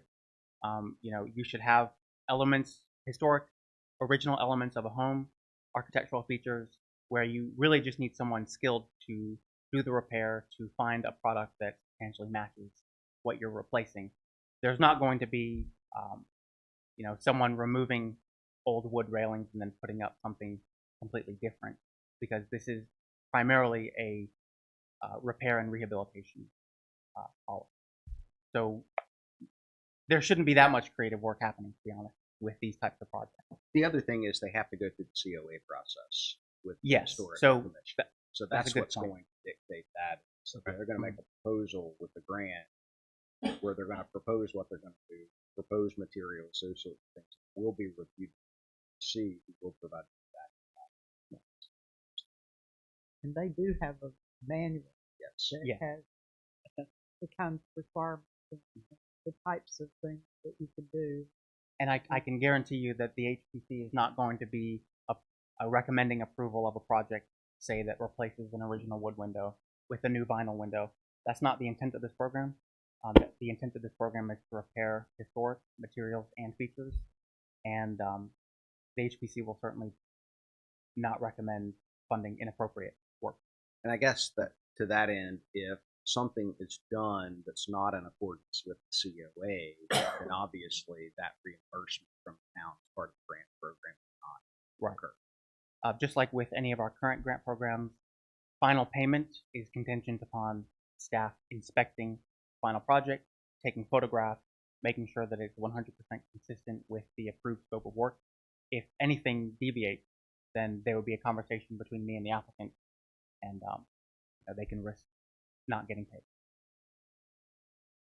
I guess I'll say this, and I like it. I think it's really cool. I think you're kind of projecting forward, and I like where you're going. So I tell you. But I do think if we're gonna mushroom this, again, this may not be approved, but I'm one of 6, and I'm gonna vote yes. I like this. But if we're gonna expand this, I think we need to think about ways to help, you know, Betty, the homeowner, who, you know, she really wants to do something, and maybe she's outside the historic district. She has the 50-year-old home. Hey, I really need to do X, Y, and Z. I don't know who to call. I don't know where to start. I don't know who to ask. and we put money in, or we work with local contractors, and maybe I know there's lots of people who live here in Spencer who do that type of work. There's a way to connect those people. So if something's coming before you or coming before the board, it's well developed. Because the process you guys explained sounds great. Betty, who's on a fixed income, she's going to give up, right? I mean, and I know this is not really designed to help her in the strictest sense, and that's why I do like where you're going. But I think if we're going to add, I think that's where we're at. And maybe that kind of follows what you were saying earlier. I mean, to me, that's just me. I'm just saying. Well, the one reaction I would have to that is usually my policy historically has been not to recommend specific contractors or because I don't want to bias anyone or play favoritism. What I usually say is there are many resources available locally, expertise, especially in, like, for example, the Historic Salisbury Foundation, who could put you in contact with people with the skill and knowledge to do projects. But I usually I never recommend specific contractors. I can recommend resources like the National Park Service online has preservation brief. I know that's typically not what people are looking for. I think the first line of defense is at the Historic Preservation Commission meeting when we're having this discussion. If they do have any needs or concerns, they may be addressed at that time. Well, I almost wonder is, there needs to be a site walk as part of this. And I think that's what you're getting at, where when people apply, that you're going out, maybe it's you and a representative from the HBC that can look at it and say, this person gives you their ideas of what they do. Feedback as well. You want to be careful not to do this because it wouldn't be consistent with our historic district or our guidelines, but you might want to consider this and to be able to actually provide them with ideas rather than just turning them loose to a contractor. Right. Yeah. Provide those ideas. I do think that that's an area where the town HBC can provide some really good guidance, direction. And usually I will do that when I go and visit the property. I think the last $500 award that y'all issued, I went out to the property and I talked with the applicant. And I will say I'm not an expert in historic preservation. It's not my area of expertise, but for some reason I've been doing it for many years, and I've developed a certain understanding and knowledge that I can point them in the right direction or give them pointers. But I do certainly see what you're saying, that we just want to make sure we're getting the best guidance and advice possible to these applicants. Other questions? All right. Hearing none. Is there a motion to adopt the resolution that would establish the HBC incentive grant program and update the amount for the award amount to $2,000? Do we need to repeal the other one first, or will adopting this one automatically repeal the old? That is a good question. Mr. Deese? Well, if I can answer, the proposed adopting resolution in the language repeals the old policy and replaces it with the new program. So if you adopt the resolution, then it will accomplish exactly that. He did What it. do we get you for? I like that jacket. Amazing. Kyle, if you're looking for a town attorney job, we might have one for you. For the jacket. Wow. All right. That was a good question. Thank you. Any other questions? All right. Is there a motion to adopt the resolution? Mr. Mayor, I move that we adopt the Historic Preservation Incentive Grant Program as recommended by the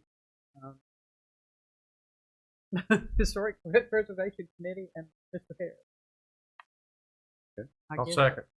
The motion by Ms. Sledge, a second by Mr. Morgan. Any further discussion? All in favor? All right. All opposed? That is approved unanimously. Thank you very much. All right. We will move on to our departmental reports. And with that, we will start with our planning department report. Mr. Mayor, members of the board, you have my written report on the activities of the planning department for the last month. I'll be glad to answer any questions about that. If you don't have specific questions, I will forewarn you that in coming months we have some big items coming before you. So tighten up your shoes, get ready to rock and roll. We're going to do some good stuff. Buckle up, Buttercup. That's good. Good. Any questions for Mr. Blunt? Okay. Thank you very much. Next is our, Mr. Harris. Mr. Harris has something. I'll go ahead and just tag on to planning while we're on it. Sure. So I wanted to provide just a very short update on the activities of the HPC and the CAC. The HPC is actually currently undertaking a project to update its historic district standards. I think I may have mentioned this briefly in the past, but the project is very well underway right now. We're about halfway through with new draft standards.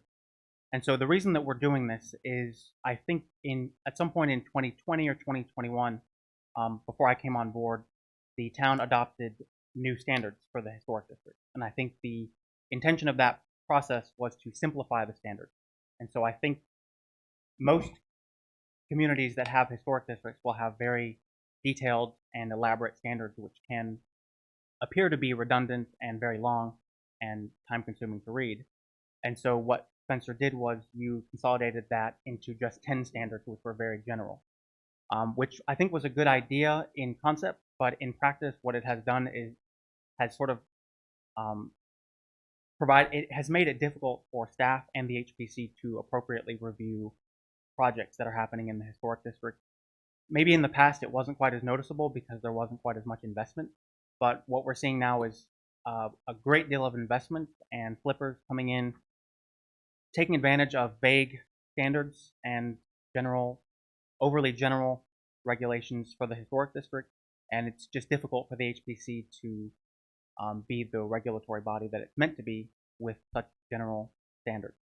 And so what the HPC is working on is adopting standards that would pretty much meet any other historic district standard from places like Charlotte, Raleigh, Salisbury, etc., and would be to that same level of quality and rigor, recognizing that we're in a period right now where we're seeing significant investment, and it's, in my opinion, not the appropriate time for us to have such relaxed standards. Now, ultimately, the board will make a decision on the adoption of standards, and if you think that we're being too strict with the standards that we're proposing, we can certainly finesse the language. But in my opinion, now is the appropriate time to be strict with your historic regulations. And so what we're really trying to do, and I'm kind of looking at Jay a little bit, is we're trying to make standards that are legally defensible so that the decisions that your Historic Preservation Commission makes can be defended in court. And again, that's important and necessary. And the only way to really accomplish that is to have standards that are specific and detailed. And so you'll be seeing more about that soon. The HPC is very actively engaged and far into that project at this point. Do you have any questions for me about that particular project? I want to make, I guess, one comment or request as you go through that process, and I completely understand that the intent, I think, of simplified guidelines was to make it more understandable and easier to navigate for our residents. I would request that whatever you do, even if those guidelines are stricter, that they're still in a format that's easily understandable, easy, practical to implement for the residents, that they're easy to navigate. It goes back to the comment you made earlier, is we want people to improve their homes, especially in the historic district, because we do have such a large housing stock. We want to improve the quality of that housing stock in the historic district, but we don't want to have a level of guidance and requirements that's going to make it impractical to action. So I would request that we just keep that in mind, and that the HPC keep that in mind as they're developing standards.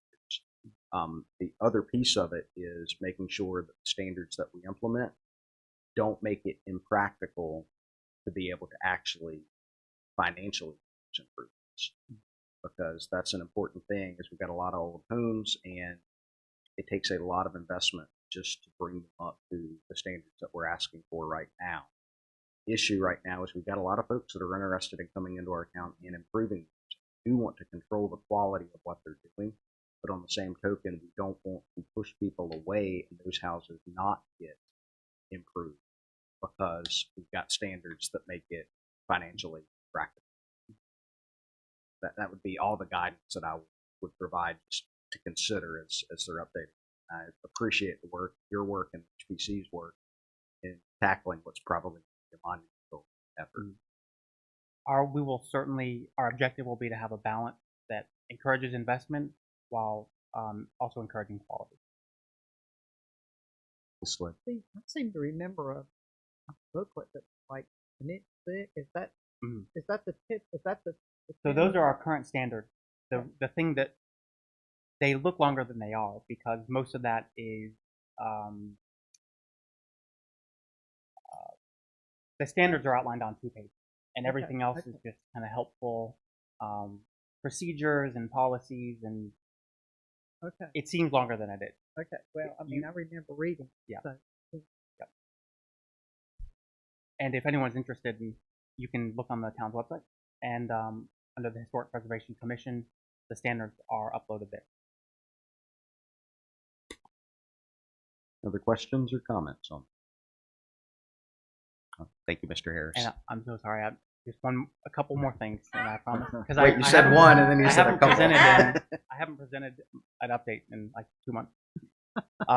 Like I said, the HPC has developed a budget proposal. They're planning on fiscal year 23 or 22-23 to be the year of education.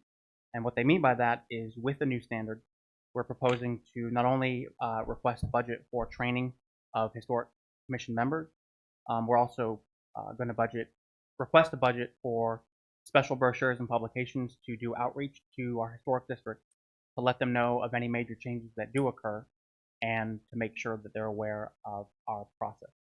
We've had a difficult time with investors coming in claiming that they're not aware of our historic regulations, and it's just created a lot of burden on staff and our commission to handle those projects. And the only other thing I'll say is the CAC has also been very busy with the community garden. It's a project that's coming along nicely. I think this is the beginning of the spring. We're planning on putting together a welcome brochure with instructions and guidance on participating and design standards for the garden. Social media and communications. We're looking to try to reach non-tech savvy people such as seniors to participate.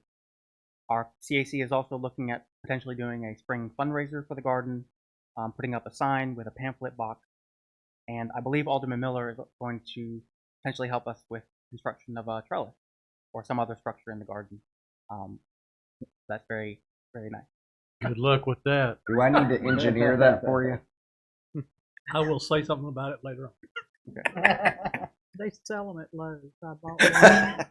I don't think so. And we do have 2 vacancies on the commission, but I am meeting with one individual this Thursday who is going to submit for one of those seats. Very good. Thank you. Does anyone have questions for Mr. Harris? You mentioned training. What kind of training?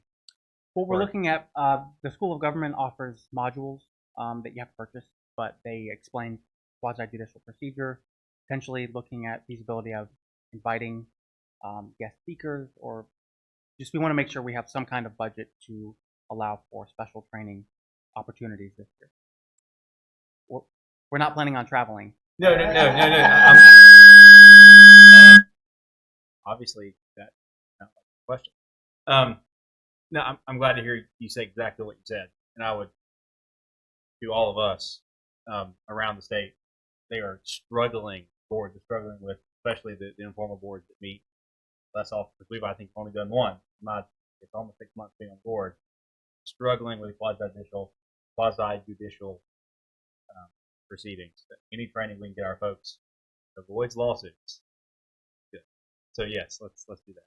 All right, I'm in favor of that. Anyway. Yeah, I would say that in addition to our HPC, that would be something great for our planning participants.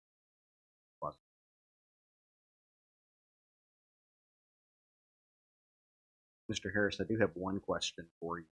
Maybe between you can answer it. Relative to the status of CDBG grant, I think we made a little progress there. Yes.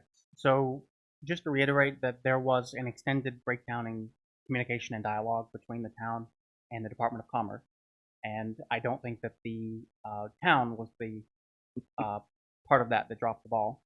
But we are in contact with our new grant representative. Our previous representative retired. In fact, there were a number of people who retired, which is why they may have lost our emails and our original contracts.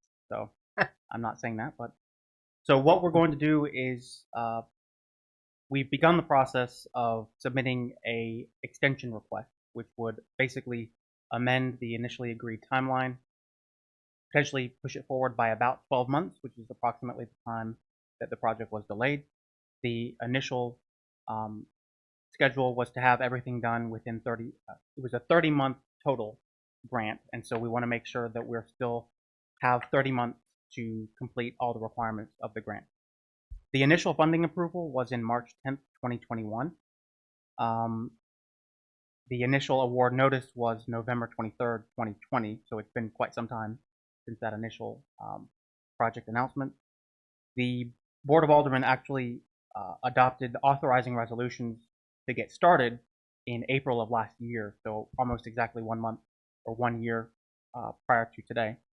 But what we're proposing is a new timeline that would essentially push forward our fund obligation deadline to June 10th, 2024, our proposed fund expenditure deadline to September 10th, 2024, and the proposed final closeout for the entire project on December 10th, 2024 is my approximate timeline request. So we are going to be speaking further with Department of Commerce representatives to make sure that we can have a successful project. And so if we were to do that, what would that put us, what date would that put us at actually getting started? Selection. I would say probably within the next 3 to 4 months.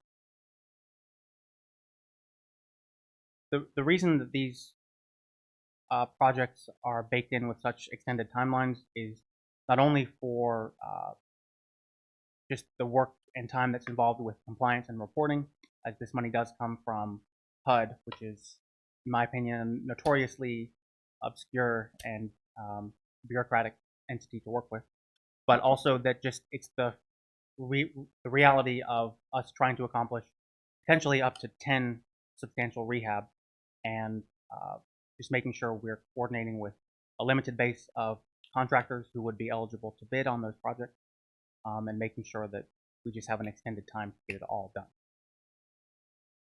And I think it's understandable.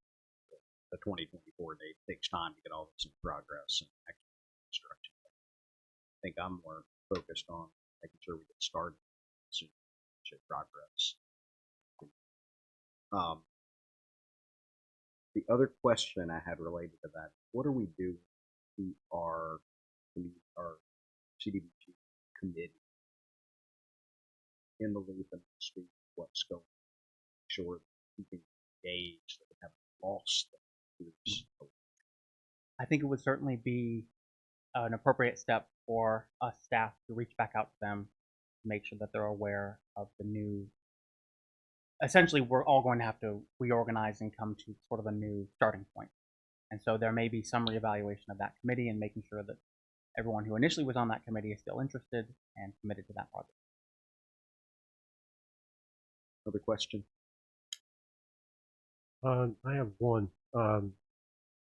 The community garden, are y'all taking any requests? What do you mean by request? Well, strawberries, let's see, bananas, blackberries, donuts.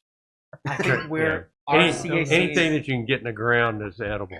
I think our CAC is interested in anyone who would like to participate in any way, whether that's volunteering, donating, plant specimens, any way that you're interested in participating. Harvesting, eating. Harvesting, eating. Yeah. I'll be glad to volunteer for.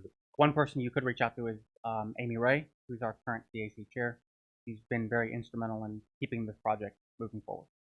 There's someone else, I got an email this week from someone else who wanted to see if I was still interested. But that was off the top of my head who it was. I think that was Mary Powell Carr, who's on our commission. Carr, that's right. And she was sending out an email to make sure that our people who initially expressed interest in volunteering are still interested now, especially because it's spring planting. Anything else for Mr. Harris? Thank you very much. Thank you. All right, next is Mr. Osborne with our code enforcement report. Mr. Mayor, board members, how Good you evening. doing? Good evening. Good evening. You've got my monthly report. I've also included what I affectionately call a summary of events. I'd like to get to that if you don't have any other questions about my monthly report. All right, go ahead. So the area of concentration for this summary events was the 400 block in North Salisbury, right? As you come into town off of Jefferson, right across from Bojangles, those three properties. And I'll just kind of go summarize as I go along. If you have questions, please ask. 401, which is on the corner, I've had a number of face-to-face conversations with the tenants and conversations with the property owner. They finally were able to get that property cleaned up with some little bit of, I want to say aggressiveness, but being a little bit more emphasis on it with the property owner. They were able to comply with an extension. The homeowner, or the landlord, asked for an extension since he was out of town, and so I provided that. And on my inspection on the 23rd of March, it was compliant. I've applied. I actually give you some before and after shots of that particular property. You'll have to kind of excuse the property behind it. I'll get to that one, but it kind of shows you how it was before and after.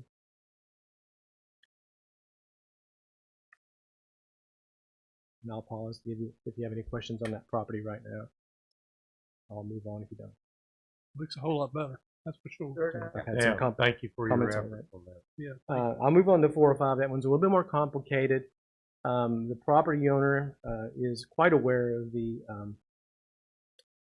impact it has on the community and the morale of the town. He does not like the way his property appears, and he took several steps, which is laid out in my summary of events, notifying them that they need to clean their property up. My firm's lickety split, and that they need to vacate the property by March 31st. Well, March 31st has come and gone. I also issued a notice of violation to the property owner and to the tenants, which was to line up with that 31st of March, which has come and gone. They still have not been compliant. But what I'm trying to do right now is work very closely with the landlord, the owner, since he's working very hard to get those folks out of there. He's already submitted the request to have them evicted through the court system.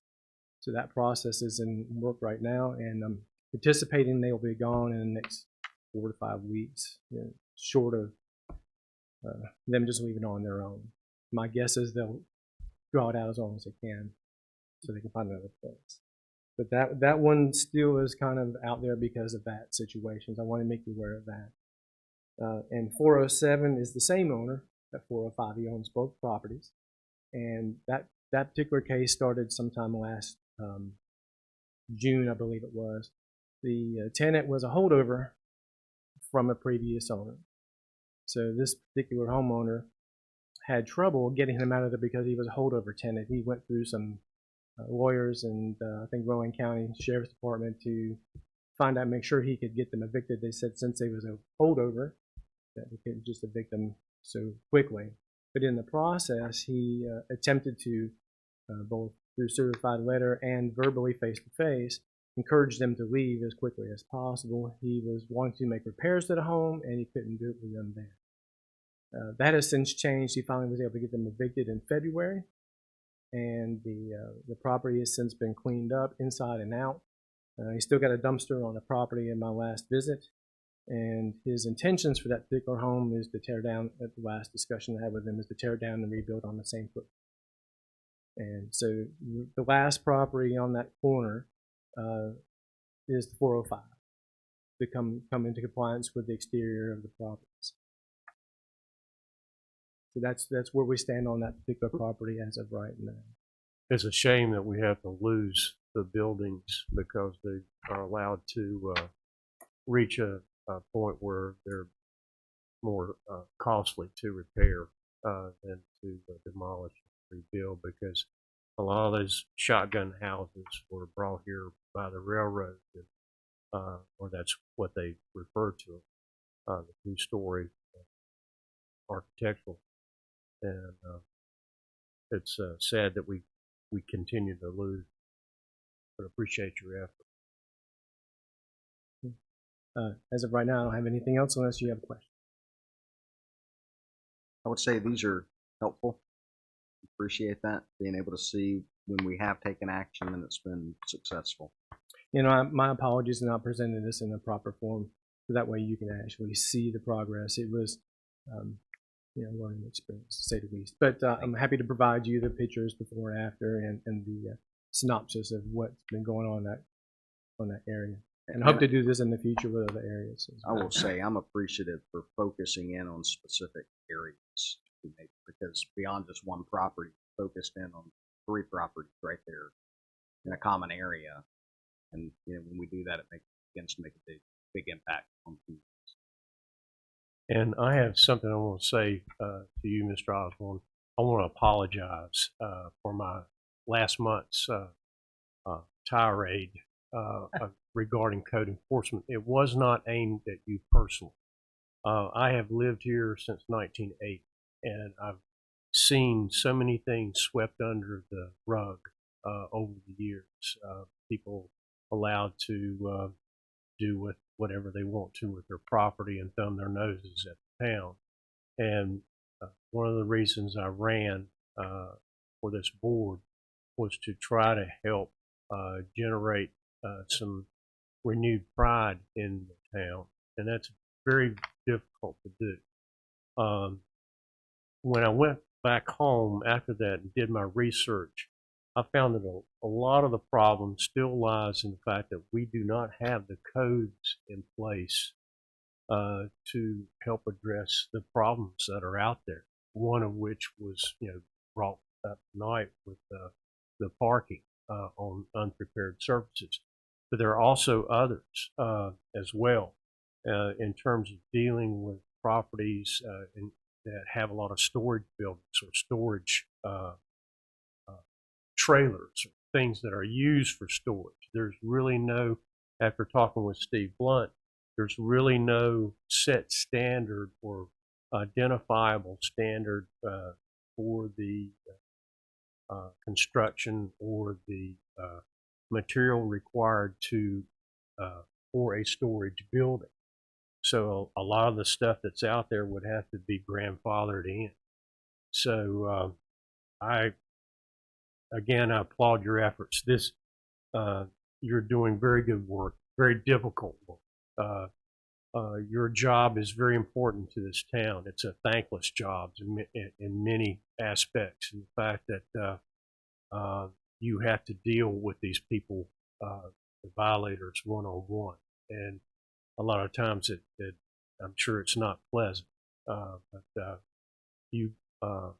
I would like to offer our support in any way that we can to help you do your job. So thank you. You're welcome.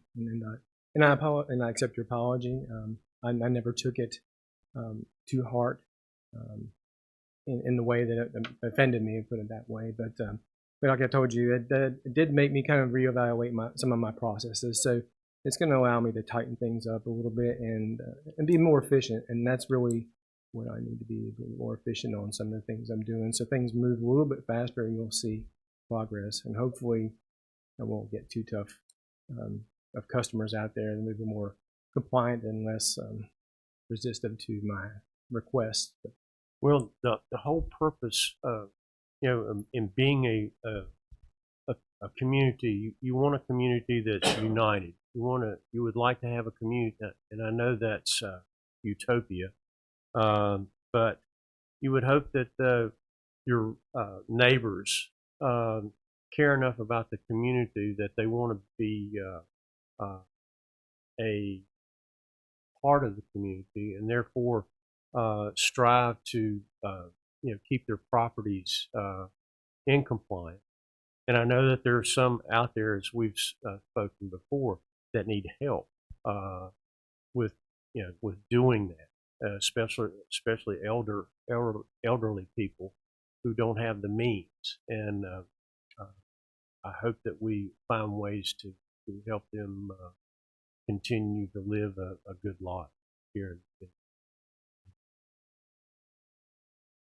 And I think we've heard a lot tonight about, we've got a lot of different tools in our toolkit for how to improve the community and the appearance of our properties. Code enforcement's one of those tools. Grant opportunities are another. So I just appreciate all that staff is doing to use all of those tools in our toolbox and even put new tools in our toolbox to be able to address some of these issues. Does the board have other questions or comments for Mr. Osborne? A couple, actually. Kind of piggybacking off both those comments. I think you probably heard several discussions earlier today about, funds for unimproved services, funds for helping folks, improve historic properties or otherwise. Is that something that would help what you're doing? Oh, absolutely. Okay. Yeah, because I'm dealing with minimal housing issues, and some of them might be minor. Could be a roof repair on a porch, or porch support, or siding, and a number of things. And some of it's not difficult to have replaced. It's just they may not have the time or funds or knowledge to get what they need, and so that would reduce some of those cases. Obviously, yes, absolutely. And with these specifically, it sounds like this owner is going to take care of the issues. You feel that way, or absolutely, okay, yeah. okay. I feel very confident that he's going to maintain that property because he was his family is from this town, and he takes pride in this town. And the properties that he is purchasing are former family properties. So his intent is to try and bring that back around to where it shines. He wants to have a nice property, especially on that corner. Two of those properties are his, and one of them looks like a landfill, so to speak. And he doesn't like that either. So I'm hoping that the problem will be rectified in the next few weeks, and we'll see a big improvement over there. Okay. Last question, and it sounds like my comment from Thursday maybe was a little bit jumping the shark, because I looked at these pictures. They were pretty alarming. It sounds like we're well on our way. So well done. Good job on that. But going back to toolkit and what's tools, these did make me think. Last Thursday I made the comment about summary abatement, right, and things like reaching out to lenders and things like that. And that conversation is more, like I said, more for us than for you. But I guess, are we giving you everything you need tool wise? Those are two that came to mind, and we may be doing those. I don't know if we've done those in the past or not. I was looking at this going, wow, I wonder if that would work.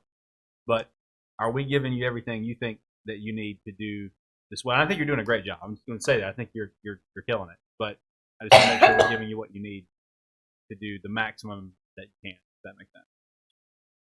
In my opinion, I think that the codes they make it be more condensed and be more easier to follow when it comes to code enforcement officer, with more laid out for people to read in specifics. That's not really kind of laid out for someone to follow a certain process. Some of the processes aren't laid out well in the code.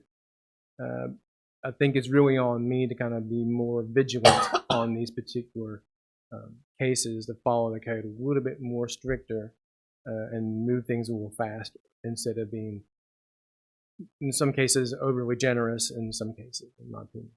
And that's a self-evaluation. So I think I can tighten it up and make things a little bit more efficient and make changes fast by following the codes a little bit more strict. And I appreciate that self-awareness.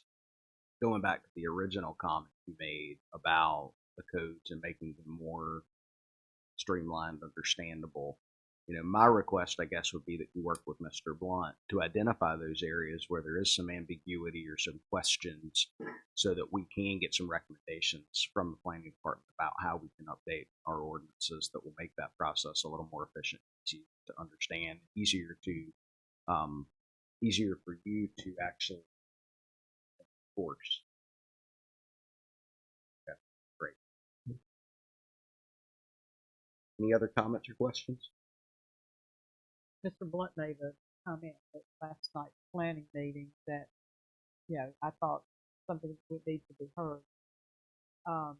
What I might think is inappropriate may not necessarily be inappropriate from the point of view of that individual, and that there are specific guidelines established by the state as to what is minimum housing and what is acceptable and not acceptable. I think we have to keep that in mind too. He mentioned a teacher who had gone home on a bus ride to take a child, and when they walked in the house had no floor. They had a dirt floor inside this mobile home. And, the teacher was upset about it, but she was also reminded that that wasn't really against the law. There are minimum standards, and the minimum standards may not be exactly what we would want to apply.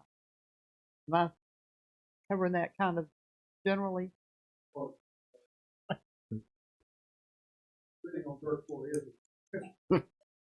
Okay. Yes.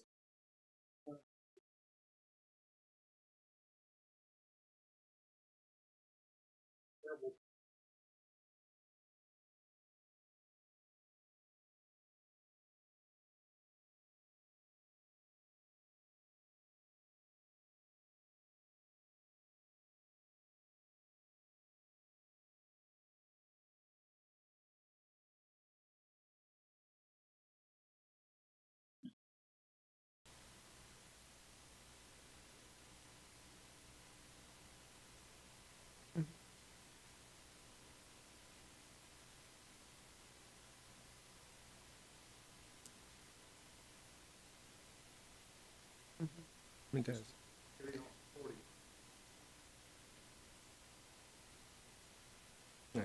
In reference to that, though, I'd like to say, if there's anybody in town, a teacher, anybody of authority, fire department, Chief Lanning's brought something to my attention with the hoarding situation down on 4th Street. If you're not sure, you go to the portal and create a case, and I'll go out and take a look at it. If it's not a violation, it's done and over with. But if it is a violation, I'll follow through with it.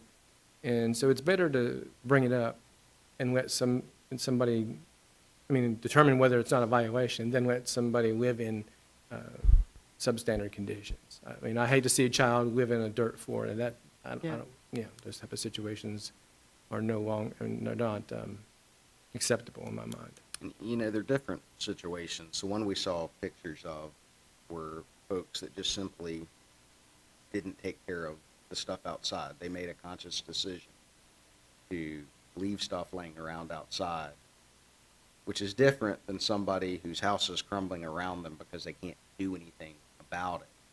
And I think that's one of the things that we need to be vigilant about as a community, is identifying those types of situations, especially situations where you have folks that are renting, and that may be the only thing they can rent, and their landlords then are letting those houses crumble around them. Those are the types of issues we've really got to be clamping down on, because it's those people that are living in our community that are suffering, and folks that maybe aren't living in the community that are the landlords that are benefiting from it. And on that note, I'd like to just bring up the fact that a lot of people I've talked to that are renters don't know that they have certain laws that support them to provide a safe premises. So I try to educate people about the general statute, so that way if they need it, they can fall back on it and keep their landlords in line.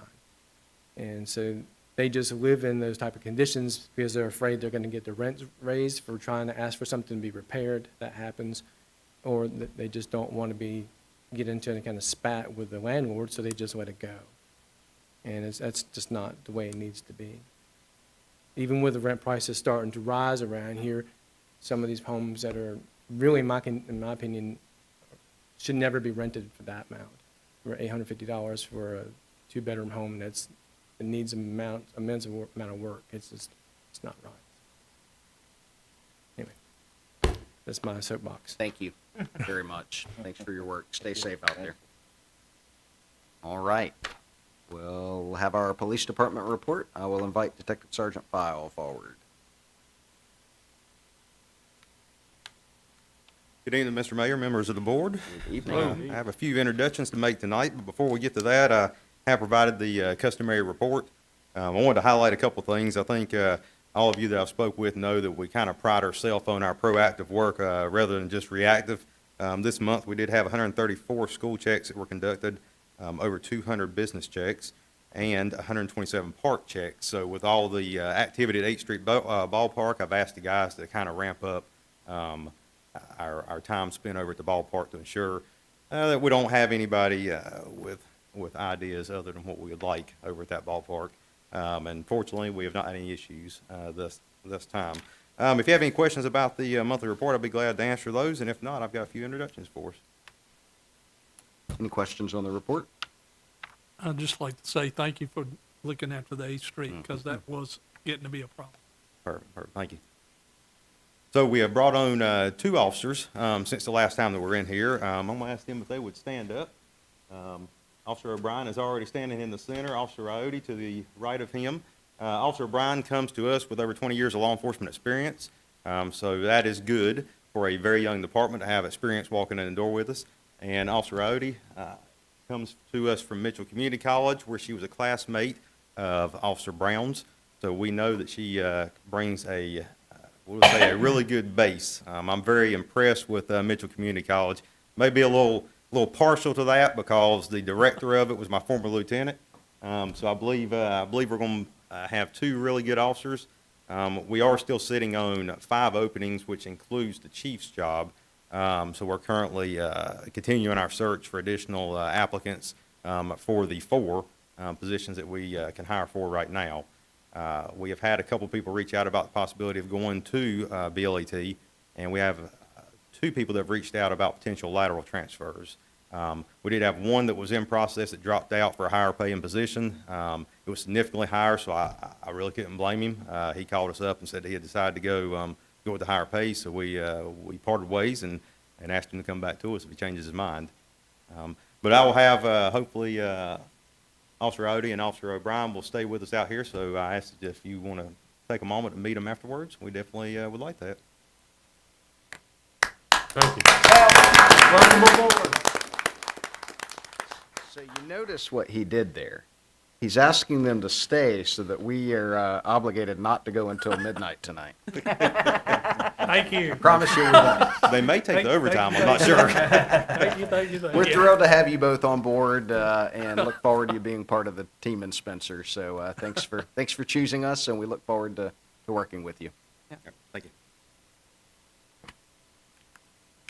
All right, next is our fire department report.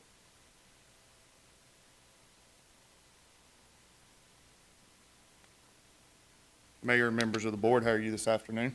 Good. I'm going to keep this as quick and brief as possible. I don't know if you've seen the video circulating Facebook. The ladder is gone. A toast.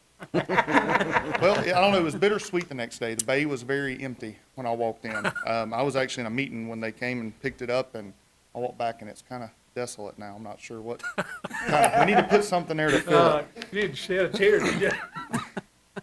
Well, it served us well while we had it.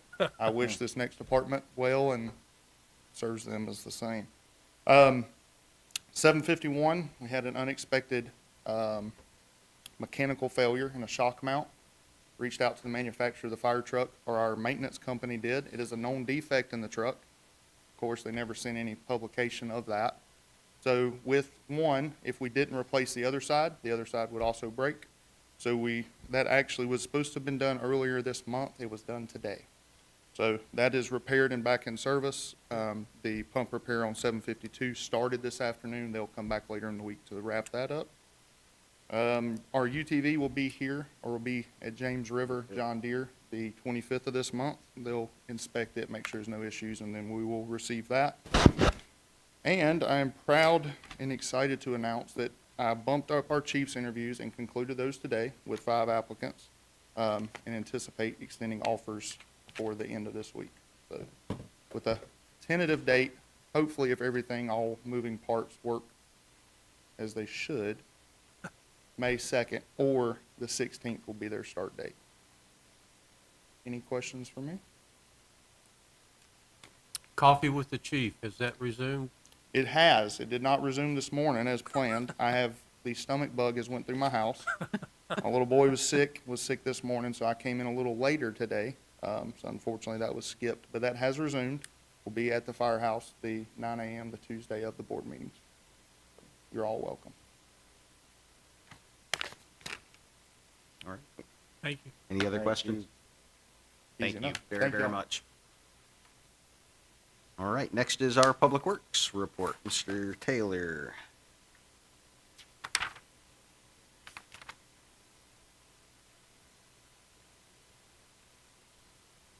Good evening, Mayor and members of the board. Good evening. Just several reminders. One, this is the last week for the leaf vac. So get your leaves out this week. We'll probably run. Got them out. The first couple of days of next week, if we see any of this put out over the weekend, because I know it'll be a long weekend and the weather was not good this past weekend. So there may be some, but we'll take care of those. But this will be the final week for it. The mulch giveaway is still scheduled for the 7th of May. We're getting quite a few pre-orders. I think I've got about 9 so far. So if you want to get your orders in, please do so. We are also in the process, on top of that, of scheduling another spring cleanup day, which will be advertised a little bit more as we go, but it's supposed to be scheduled on the 21st of May, which will be the Saturday after Mother's Day. So look for some more information on that to come. It's still in the. You expect all the board members to be there, right? Absolutely. Okay. Absolutely. And if he doesn't, I do. There. He has more say so. The project over with the Friends of 8th Street Ballpark, the guide wire has been removed, so we can scratch that one off the For list. those of you that aren't aware, that's the guide wire that was on one of the power poles that's been there for years and years and years and extended into the outfield. It's amazing that the child hasn't gotten hurt. Yes. Thought it would take an act of Congress, and Joe got it done. Somewhat, somehow. So it's been done, and that is no longer an issue. So that has been taken care of. The drainage issue on Kane Street has been completed. They got the asphalt in Monday. I'm sorry, that was last week, Thursday, because I picked up the stuff on Friday. So that has been completed and everything like that. The price was up a little bit because the pipe we were going to use that I already had in stock, we could not use because of the depth. He had to go back a 15-inch pipe, so he had to get 80 feet of it. So it's just a little higher than what it was. Nothing major. The only difference was the pipe price. So the update on the Ccap project, I have been in touch with the property owner that was absent from the meeting that day and provided her a copy of the meeting. The virtual meeting that we had. So she's reviewing that, going over that, and I know the homeowners are looking at what she had marked out there, so we'll be in touch with them soon to get their approval and move forward with it. So the update on the lights in the parking lot, they bored half of it today. The other half, I'm assuming, will be tomorrow, weather permitting. They left their tools and stuff, so I'm assuming they'll be back tomorrow. But they did get half of it done today. And as soon as that goes in, then the pedestal people will be right behind them. As soon as they're putting conduit in, so they'll just pull the wires through the conduit once they get the concrete in for the lights.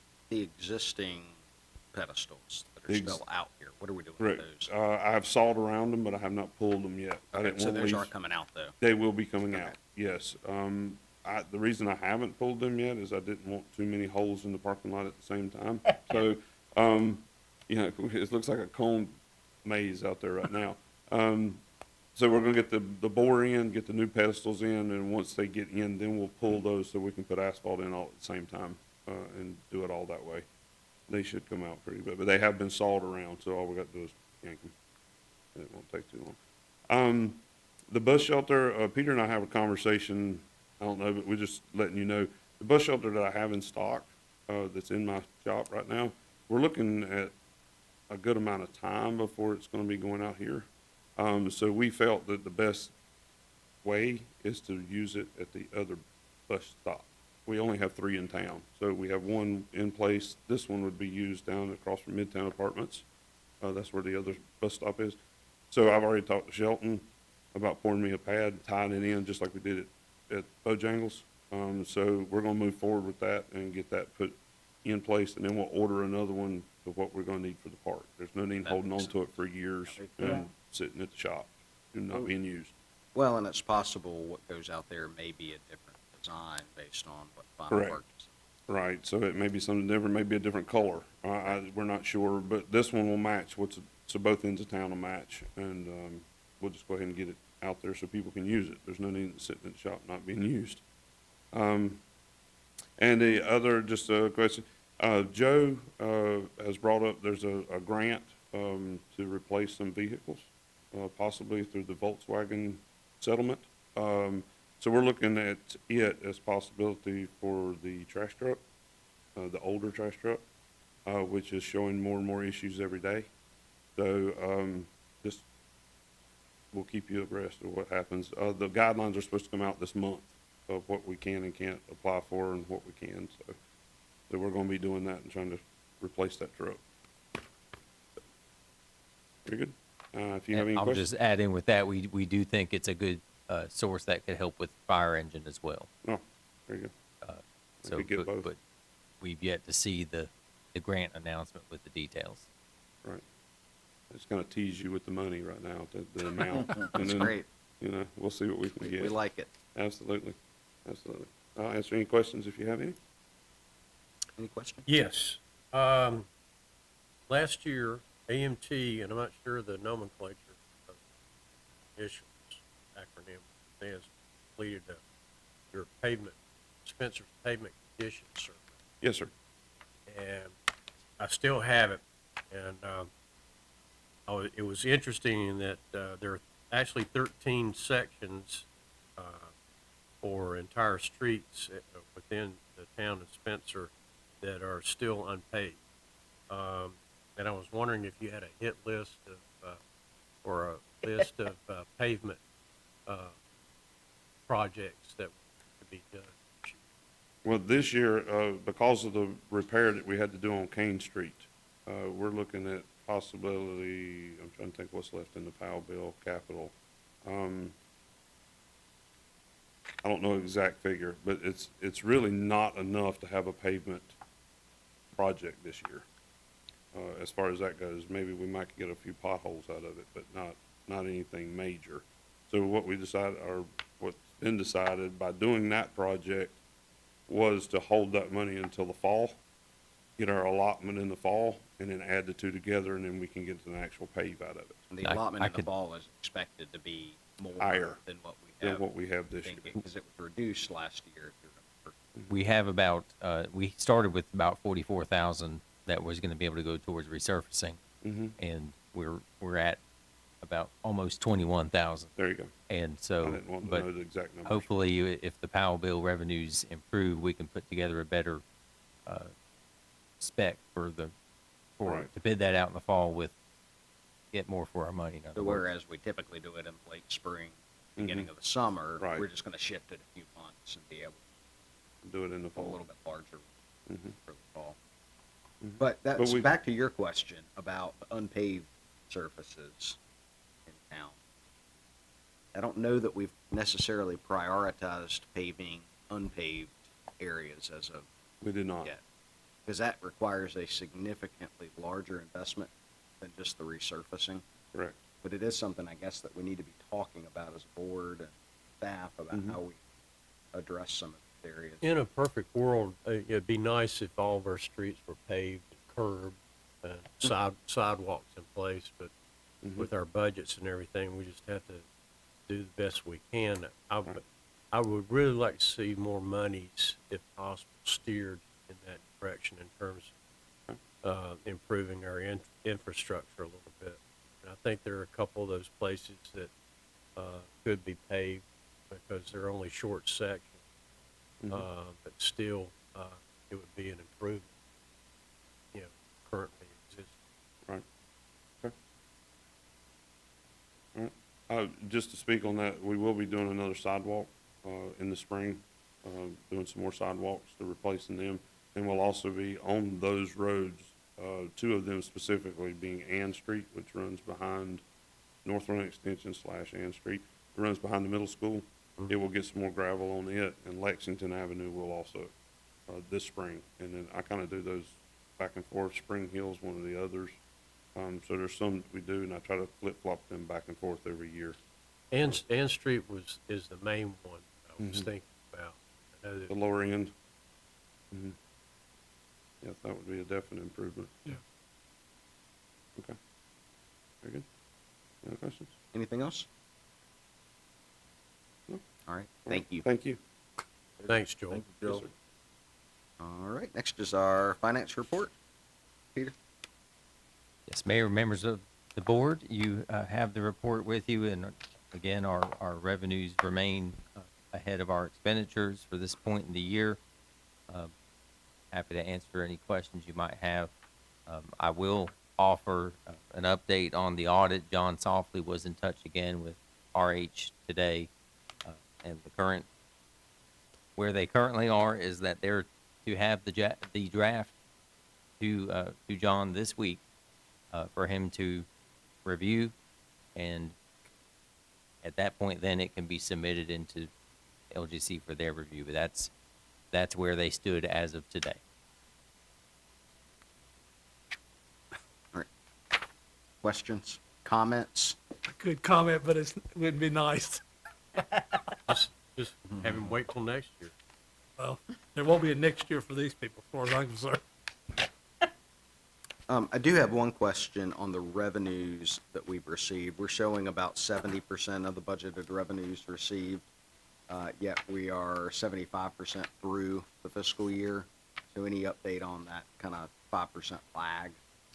Well, the reporting, I think, is lagging behind, and the revenues, the general fund expenditures are coming in at about between 65 and 68%, 63%, depending on the budget unit. So some of these revenues lag behind, like sales taxes. They lag behind a few months.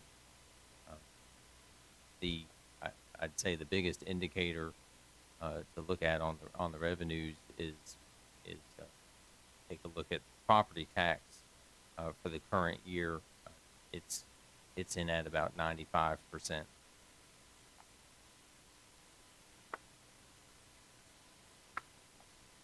Yeah, I'm looking more, I guess, at our prior year's tax collection, although we're doing pretty well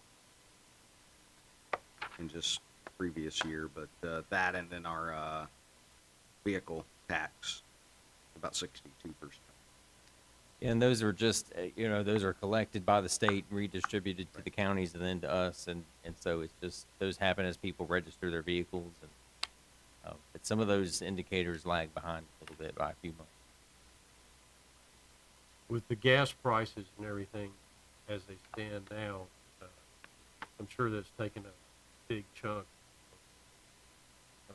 made big chunk or inroad into your fuel lubricants. As I'm looking at the street operations, dash 251, it's 90% of the budget. So do we have contingency to put more money in there to allow for the increase in prices? And I think there was some concern at one point that about actually making sure we had access to sufficient fuel supply, right? And which account are you looking at now? It's the 4510-10 streets operation, dash 251 motor fuel and lubricants. It was budgeted $15,000, and we've already used 90% of it. Mm-hmm. Joel, would you be able to speak some on that? I believe that's when you're purchasing the bulk fuel, filling up the tanks and such. Are you having any problems?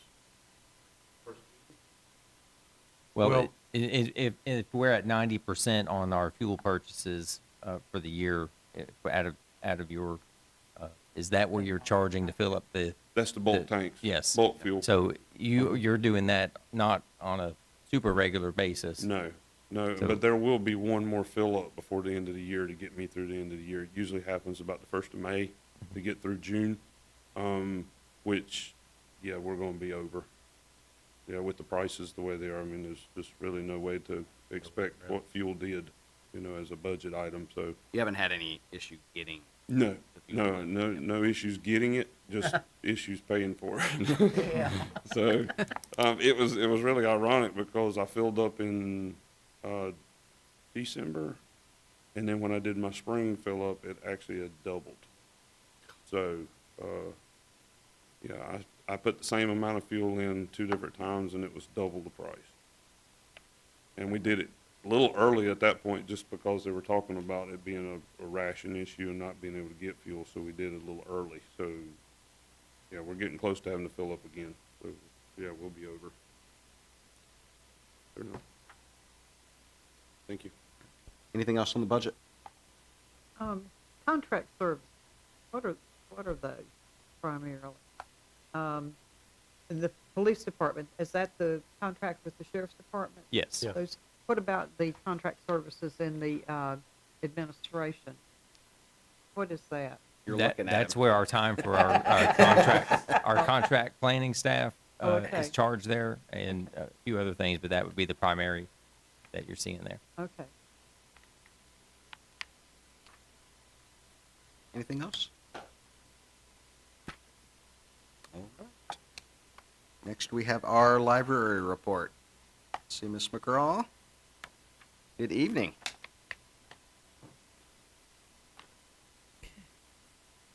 Good evening, Mayor and members of the board. Good evening. I'm happy to be with you in person. I watch you all the time. I watch your pre-agenda and your regular meetings, and I feel like it seems strange to actually be here in person.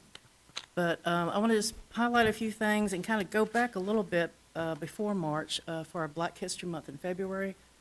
We had an unusual situation where a young lady who I talked to back in the fall about singing for our Black History Month, because I had known her before, and she said, well, I'm going to have a baby around that time. So I just kind of wrote her off my list, said, well, I guess she's not going to be able to do this. And I had another lady that was supposed to do it, but at the last minute she had to cancel.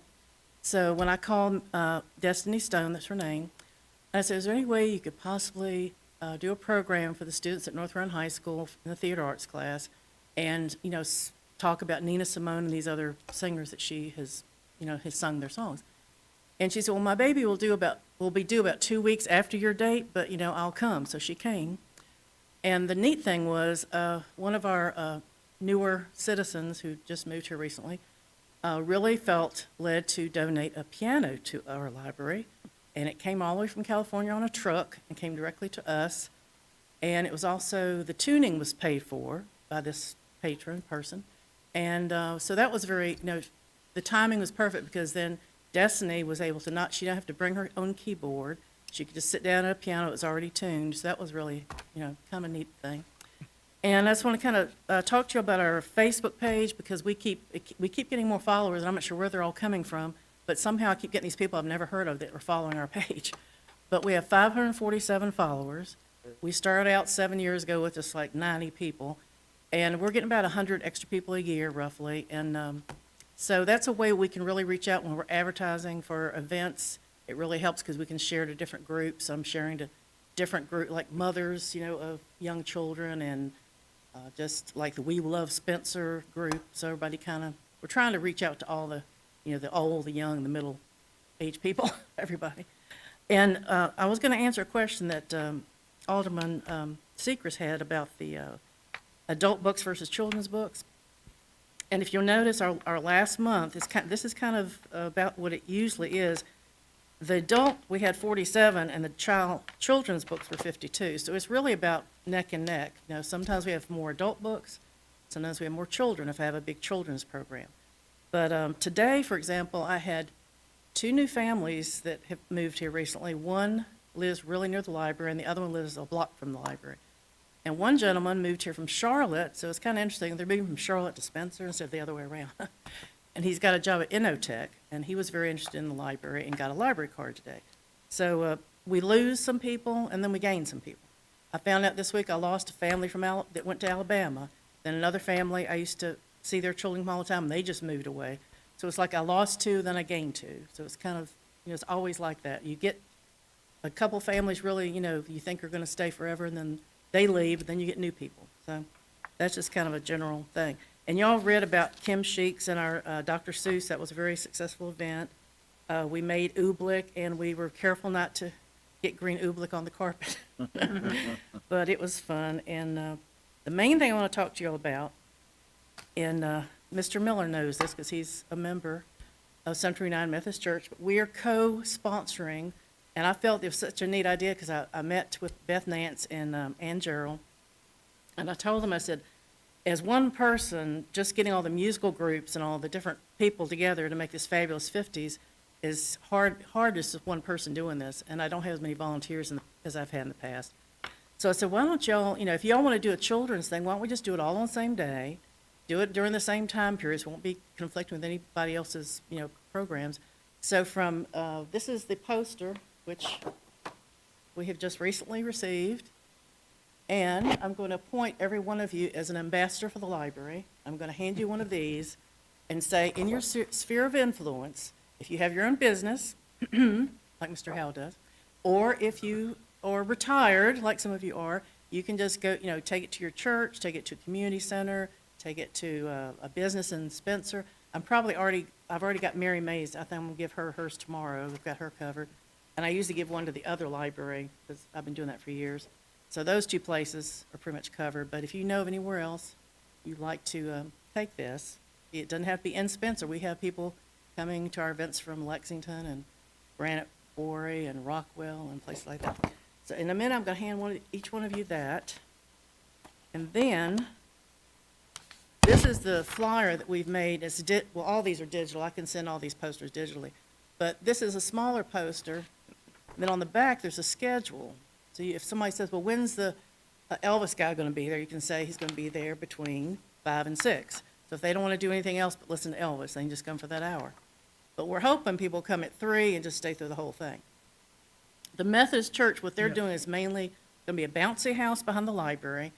They're going to give out free snow cones. That's the last thing I heard. And they're going to have children's lawn games. And they're going to have the circus train puppet show at 3:30. And Al Zaid, he's coming from Greensboro, but he recently moved here from Sacramento, California.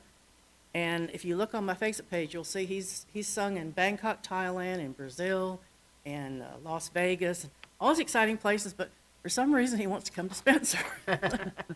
But I found him through Gig Salad, which is this big group that you tell them what you're looking for. Like, I'm looking for a doo-wop singer from the 50s, and they'll give you all the groups that do that, and then you find who's closest to where you are.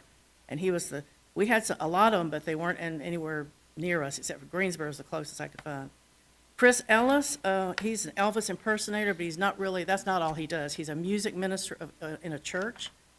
And I had a local guy that I've been talking to for the past 6 months to a year, and this was a bad weekend for him. Plus, he was hesitant because he'd had so many of his different things had been canceled because of COVID. He didn't want to commit to anything. So I went Thanksgiving last year. I was in Virginia, and I happened to ask my sister-in-law, I said, you wouldn't happen to know any Elvis impersonator people, would you? And she said, oh, my music minister does. So anyway, that's how I got him. So he's coming and going to do an hour of music, and his songs are on my Facebook page too. You can hear him say, Don't Be Cruel is one of his songs he does. And the Salisbury Swing Band, Doug Lawrence is my contact person with them. They're going to be bringing 8 of their men, not the whole enchilada, but 8 men with their instruments. And they're going to be playing music. And hopefully everybody's going to get up and dance. We want everybody to dance and have fun and not just sit there in their little chairs and listen. And then at 7 o'clock, this lady from, she's got one address is Virginia, the other is in North Carolina. So I'm not really sure where she's coming from, but she's got Meadows of Dan, Virginia, and then she's got another Fuquay, Rhine or something. But she does this thing with LED lights, but I know it's not going to be dark enough to really see them, but she does all these hula hoop tricks. So I asked her to teach the kids some extra tricks because she's got extra hula hoops. So bring your kids. At 7 o'clock, they can get up there and learn how to do some hula hoop. Because in 1958, that was the latest craze in America was a hula hoop. And we've heard the times. Can you? And I may have missed it, but could you say the date?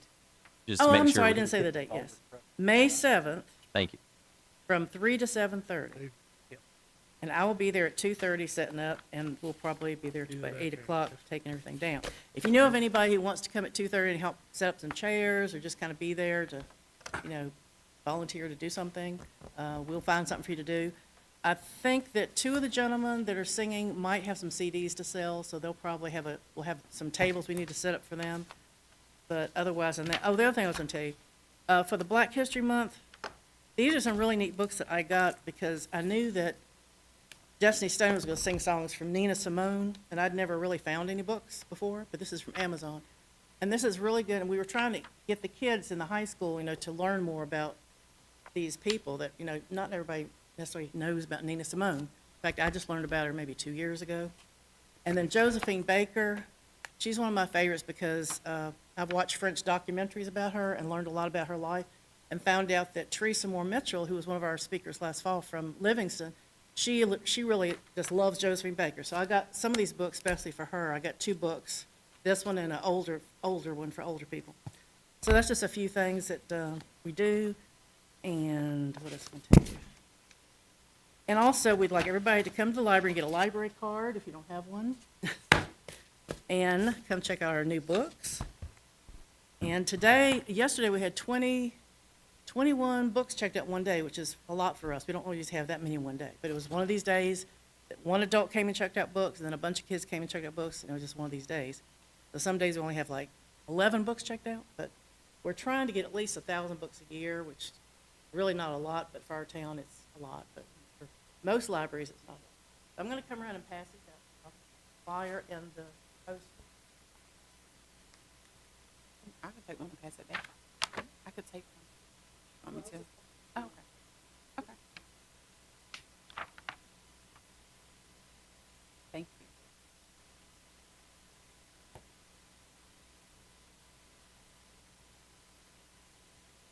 Hello there. Thank you.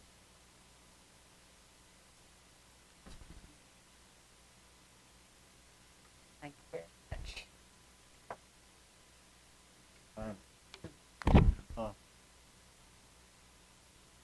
Thank you very much.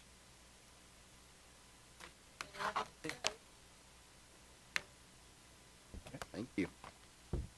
Any questions or comments for Ms. McCraw? I can say one thing, the bounce house, I think, is an out because we can't get insurance. So I think they're gonna do something else. But yeah, we suggested that, insurance-wise, they don't do bounce. Yeah, I think it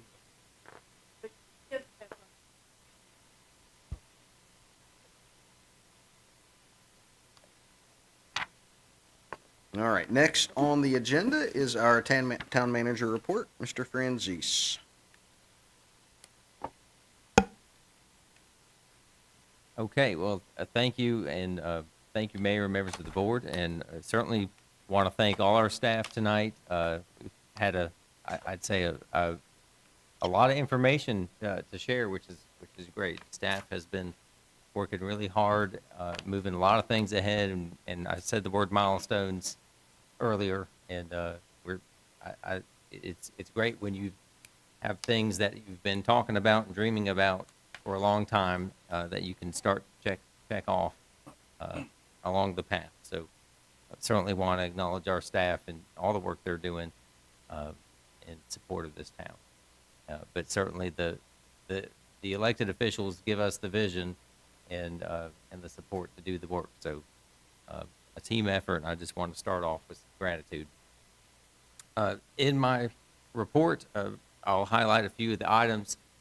And we talked earlier, of course, about the town park and the part of application. And you heard from Joe Morris on Thursday about the rural transformation grant.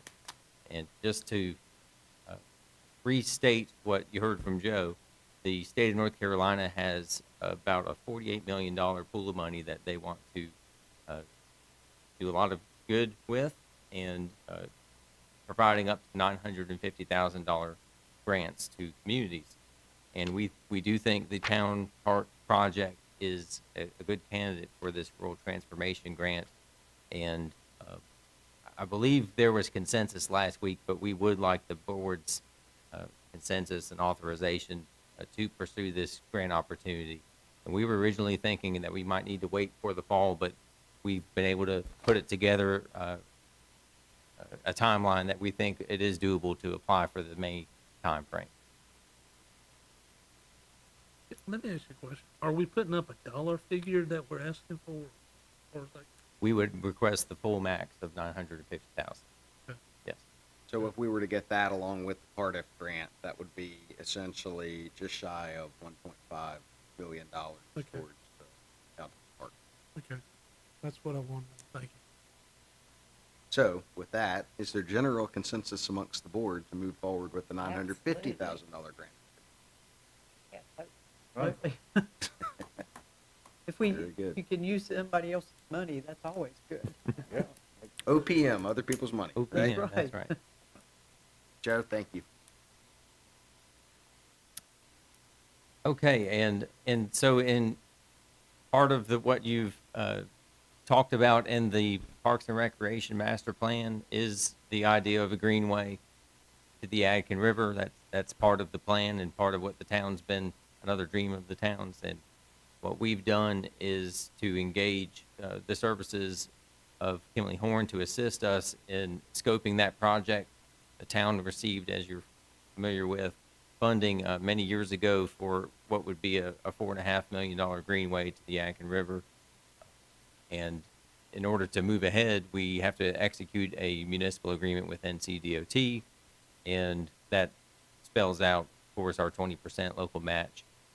In order to move ahead, we have to really get a good price tag for what that's going to cost. And so the consultants have been working on a phased approach to developing not just the original scope of what was referred to as the 3rd Street Greenway, but also some other phases around the community that could provide connectivity. And so I just say that as a preview that in May we'll likely be presenting that concept to you about what that could look like.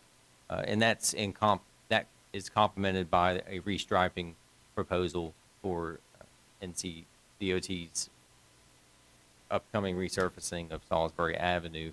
There's going to be some information about possibilities for alternative restriping that if we were to accomplish bike lanes through restriping plus a sidewalk improvement along Salisbury Avenue, that would effectively create that referred to as a greenway connection to the Yadkin River. Over the weekend, the Conservation Corps, which is the state-operated AmeriCorps program, came back to do more work in the Standback Educational Forest, and they replaced the bridge that connects the 8th Street ballpark area to the Spencer Avenue area that would eventually crosses back and goes towards the pond. There was an old bridge there that was basically falling apart along the trail segment, and now there's a brand new bridge. If you go from either end, it's just a few minutes, pleasant walk, and you could check it out. But appreciate the work that the crew came in to provide to the town, and they're also doing some mapping work so that we can improve our wayfinding and mapping in general through the area, which is exciting as things continue to develop, and especially with future property to be added in the future. And one other item I'll just mention, we, of course, with our local physical recovery funds or the ARP funds, the town has the $1 million allocated from the U.S. Treasury. And just to give you an update on where we are on getting towards developing our spending plan, we were, over the last few months, with our public input related to the Parks and Recreation Master Plan, we also got some feedback from the community on pandemic impacts and also prioritization of different categories of spending these funds. And so that information is kind of the first step to help start our conversation. We're going to, as a staff, later this month have some conversations with the team at Centralina, and then the goal would be then to have a conversation at your May pre-agenda, a facilitated discussion to start that spending plan conversation. The other thing we're doing is we've joined Centralina's ARP consortium effort that's going to provide this town a good two-way relationship of that will be supporting other communities and will get support in return when it comes to spending plan development, and also from the COG when it comes to monitoring and reporting functions as we expend these funds over the next few years. Is the first reporting due at the end of April? Yes, April 31st? So the town is in the category that we have an annual reporting deadline, and our first report will be due this month by April 30th. we'll have a fairly simple report. We have completed all of the pre-requirements for being able to submit that report. We're all set up and ready to go. So it'll just be a matter of the next few weeks actually getting it turned in. But our report this time will be fairly straightforward as we have yet to expend our funds. Other questions? Yes. The elephant in the room, the search for a police chief. When? What's the status? How many more applicants do you intend to receive for a decision? So I received a report this week from the PTRC team and have a call set up for Monday to set up the rest of the process. But we did receive a solid number of applications that we'll be able to start working with those candidates through the process. But anticipate that taking place over the next few months. So talk through the process, close the applications, you've gone through and developed kind of a list of. Yes, so the applications, yes, so we have not reached out yet to any of the applicants, but we kind of have an initial ranking based on qualifications and experience of tiers. And so then the next phase will be choosing a group of likely 10 to 20 applicants to talk with on the phone, and then from there hopefully narrow it down to a group of 3 to 5 to bring in for a multi-part process. Other question? I do have one question on budgeting. Mm-hmm. So can you give the board an update on what the budgeting schedule and process is going to be for the next fiscal year? Because we will need to set a budget workshop.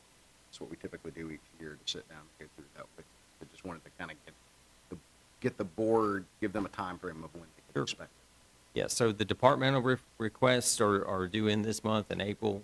My recommendation to you is due to you by the end of May. And so we could have a workshop opportunity in May prior to recommendation if you'd like it. We could also, and then of course in June, the process is there's likely another workshop that would happen as part of the recommendation. And then you would need to conduct a public hearing in June prior to adopting sometime before the end of June.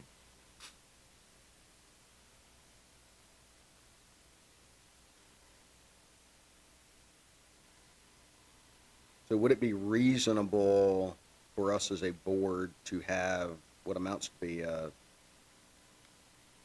budget workshop at that pre-agenda meeting in May? That's going to be, you're going to be providing a recommendation by the end of May. Yes. Would it be beneficial for us to sit down collectively with this board? Well, that's not going to give you enough time, is it, if your requests are due at the end of April? We should be able to, we could be able to talk at high level. It Can we may do be, that it and may then be useful. Talk priorities. Yeah. Because I know we've been talking about a lot of needs. Yep. Making sure that we're all on the same page prioritizing. Yep. Okay. So let's plan to do that as part of our pre-agenda meeting for the month of May, if that works. I'm gonna be on vacation. Good for you. But Can I come too? no, you cannot. I've already got somebody planned. I don't think Linda would appreciate that. But I'm gonna be tied up from the 7th to the 17th of June. Of June or June. May? We're talking May. Okay, I'm sorry. I thought you were talking about May. We're talking pre-agenda for May. Okay, I apologize. I don't have a problem with that. Okay. Sorry. That work? Agenda May? Yeah.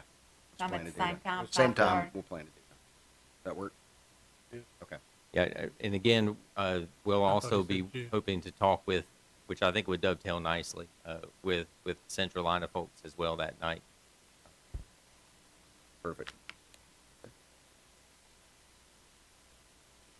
Very good. Any other questions? All right.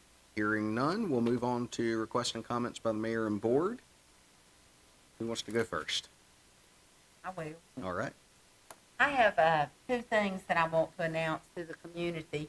One is an event that the North Lorraine High School Chick-fil-A Leadership Academy is presenting, and this is going to be on Saturday, April the 23rd, from 1 to 3 at North Lorraine Football Stadium. And it's called Unity Day, and they are having vendors and activities and chances for you to participate in some fundraising through the vendors, etc. And all the proceeds are going to be going to the park on 2nd Street in Spence. So do try to come at some time during that, 11 to 3, football stadium, North Lorraine High School, and you will be seeing posters all over town about that. Also, I wanted to announce, for those of you who may not know, that North Lorraine High School is going to be presenting the Addams Family Musical, May the 5th, 6th, and 7th. There will be posters all over town. They've been working really hard on this since the fall, so hopefully you'll be able to attend and bring your family. They do an outstanding job, so do try to come and support the arts at North Lorraine High. I tried to be Cousin It. They told me I didn't have enough hair.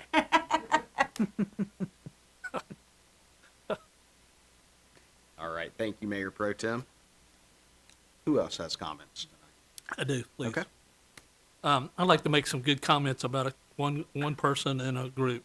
First of all, I'd like to thank the support I get daily from Joel Taylor. Joel, I've asked a lot from Joel. Joel sees my name and he popped on my, I know I'm on his cell phone and says, what does he want now? But all due respect to Mr. Taylor, he actually does everything I've asked from him with a smile, and I do appreciate everything he does. Because I realize this time of year you got people out mowing and collecting leaves and stuff like that. I know you're busy, and I know you're short at least one man, but I do appreciate it. The second group I'd like to recognize is the town Community Appearance Committee. In the last 2 weeks, the Community Appearance Committee have gone out and redid some of the flower boxes in town. On the city limits on the north side and the south side, they have been redone. The sign there on the corner of 8th Street where the ballpark sign is, it's been replanted. And we also donated new plants for the 8th Street ballpark. All this has been done, and they all look wonderful as far as they go. And I'd like to thank the town for helping with some of the cost on that thing, but also like to thank the members of the appearance committee. Now, I want to say a few more words about our community garden. Believe it or not, we've started off with 2 boxes out there. And right now, and I'll repeat this is a word that Patty brought up. Believe it or not, I didn't know North Royan Middle School had an FFA, but they are going to build 5 garden boxes for us to donate out there. And also, Ashley Humberger from Happy Roots also can donate any more boxes we got. So that has gone from 2 boxes to maybe almost 10 boxes out there. So that's going to be something else. And even though I'm getting some criticism, there will be a gateway interest being built out there this week. So that will show up. And they are trying to advertise this and get sponsors and get people to come out and plant these boxes as far as that goes. They do have a fundraiser coming up the 1st of May. We are going to have hamburgers and hot dogs as far as I know. And Amy's in charge of that, but the community garden, in the next month, you're really going to see it really take off. So I'd like to congratulate all the members of the appearance committee because they've all done an excellent job. So thank you. Thank you, Mr. Miller. Who else?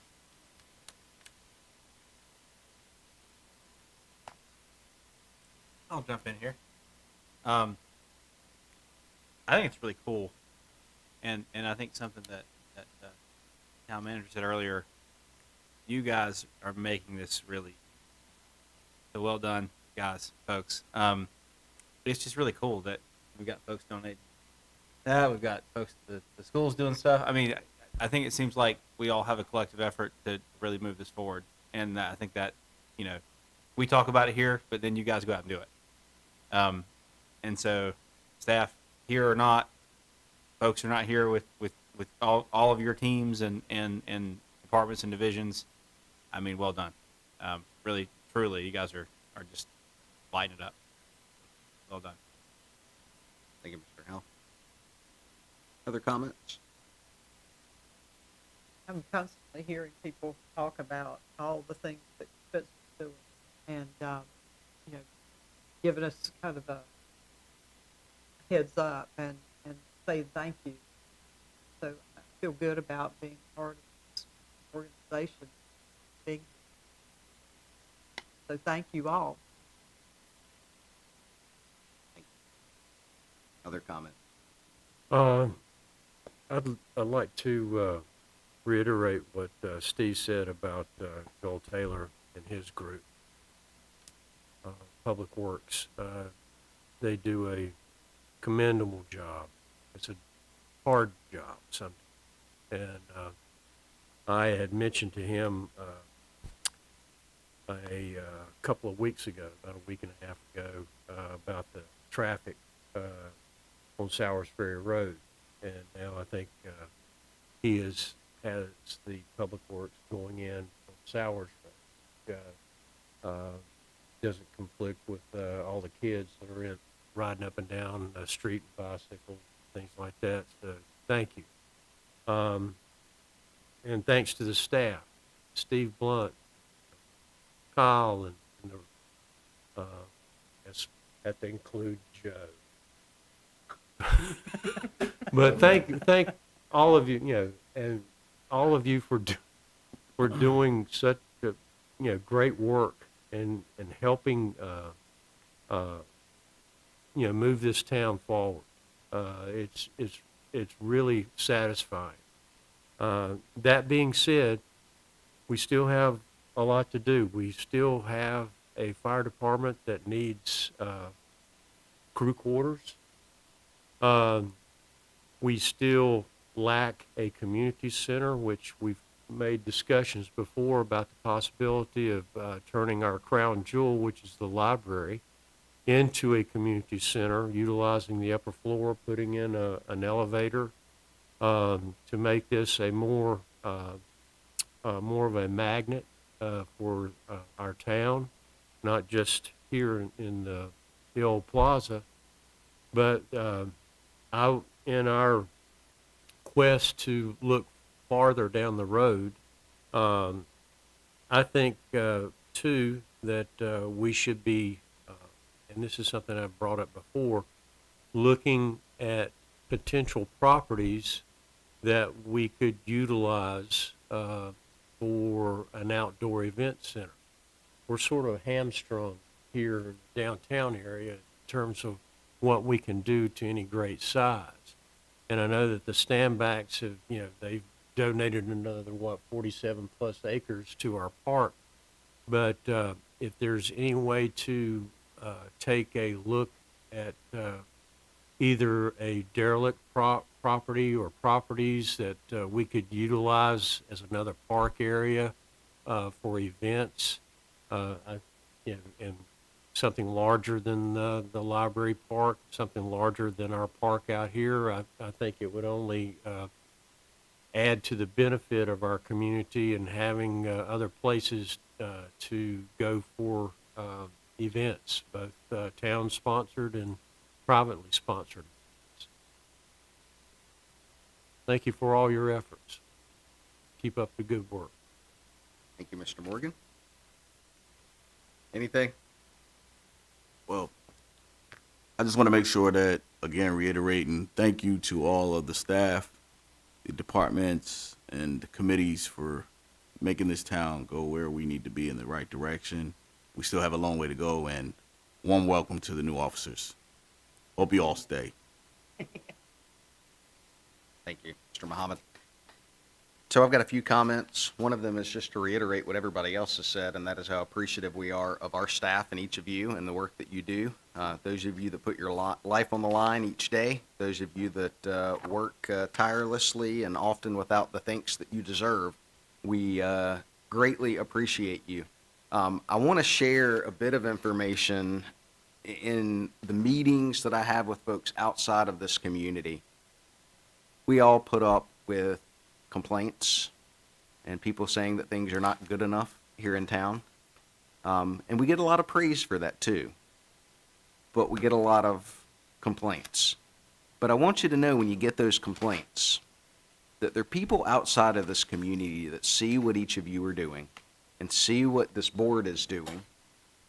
And they will tell me that they are amazed by what's happening in Spencer right now. They can't quite put their finger on what's happening or understand how and why it's happening, but they see it happening. I had somebody the other day, a prominent person in the Salisbury community, told me that he rode his bike through town last weekend, and he said he was just amazed at the changes that he's seeing. And that's something. And I want you to remember that each day, that there are people beyond just the limits of this community that see what each of you are doing. To that end, I am amazed each day when I see the amount of people, not only each of you doing your jobs so well, but when I see the people within our community and beyond that are coming together and setting or working together to do things like the 8th Street Ballpark, like putting on the Winterfest event. You know, it's just the Community Appearance Commission. It's amazing to see the amount of people rallying together in our community, something that I don't know that I've ever seen it in my experience with Spencer in the 20 years that I've been involved here in one form or fashion. And it's just a really exciting time. And I am just so excited to be a part of that with each of you and each of you on our staff and our community as well. So thank you all. The other thing I want to share is a quick update on some really important meetings that we have had recently with some important community partners. I alluded to it earlier with the meeting with the County Commission and the EDC, which was very positive and well received. I think we have a very good working relationship with them right now. I think our goals and visions for Spencer and the greater North Rowan community are aligned. And so that's comforting to know that when there's turmoil elsewhere, that we are working together. The other piece of that is what came out of that initial meeting that we had was a follow-up meeting where we got together with Pat Ivy and several of the DOT District 9 engineers. We met with them, and what we have found out is basically we sat down with them to discuss some of the transportation issues we were having. One of those was focused on Charles Street because not only myself, but our County Commission Chair, Mr. Eds, had also gotten a call from a concerned citizen. And so collectively we got Pat Ivy and folks in and met with them, and they are committed to assessing their portion of Charles Street and looking at what improvements need to be made. They've agreed that they would not turn anything over to us without making the improvements that are necessary, and then work to turn that over. Based on timing, the earliest that we could probably receive that would be 2023, more likely 2024. They always turn properties over like that at the beginning of a fiscal year, so we're looking at July of 2024. In the interim, what we've discussed to address some of the traffic issues is working with DOT for any new development, large developments that are happening that's going to require construction and potential heavy truck traffic. That they would look at doing two things. One is they cannot, because it's a state portion is a state maintained road, they can't restrict truck traffic, but they can post a weight limit. So that's one way that they can get around that. The other piece is they control driveway permits. And so for these new developments, they can write into those driveway permits a specified route that they will not use Charles Street, but instead use a preferred route. And so we've been talking about identifying a preferred route, uses major state thoroughfares that really results in very minimal additional time or mileage. So what has been a problem for quite a while for folks, we're hoping we're coming to some resolution. So short term, we have a solution, and then long term, yeah, fingers crossed. The other piece of that is we talked with them about our plans for our greenway out to the river, and some of the logistical things with that and schedules for when the resurfacing of Salisbury Avenue is planned. Of course, in the upcoming years, it's planned from from basically where it ended in Salisbury up to Long Ferry Road. And then it's not until 2027 that it would extend from Long Ferry out to the river. But we've started that discussion to talk about how that can dovetail in with the other project that we have. We also talked about school safety and trying to find a way to connect the schools with sidewalks and working with them to try and identify some funding sources that could help with that. That's going to involve us having to reach out to our representatives at the state level.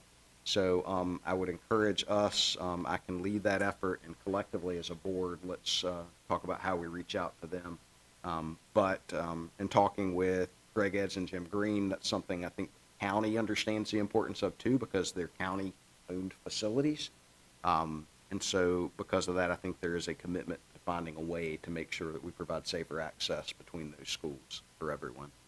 The other piece of that then too was working with the county. As you know, there's a lot of development out Long Ferry Road across the interstate, and they have engaged a firm to do a traffic study within that area to determine traffic impacts. And so we have also talked with that same firm about them looking at impacts within, kind of basically on this side of the interstate as well. So a lot of planning going on, making sure that we're making the right decisions for the right reasons. And bringing the right people to the table. So just wanted to make sure the board was up to date on that. A lot has transpired in the last week or so on that front.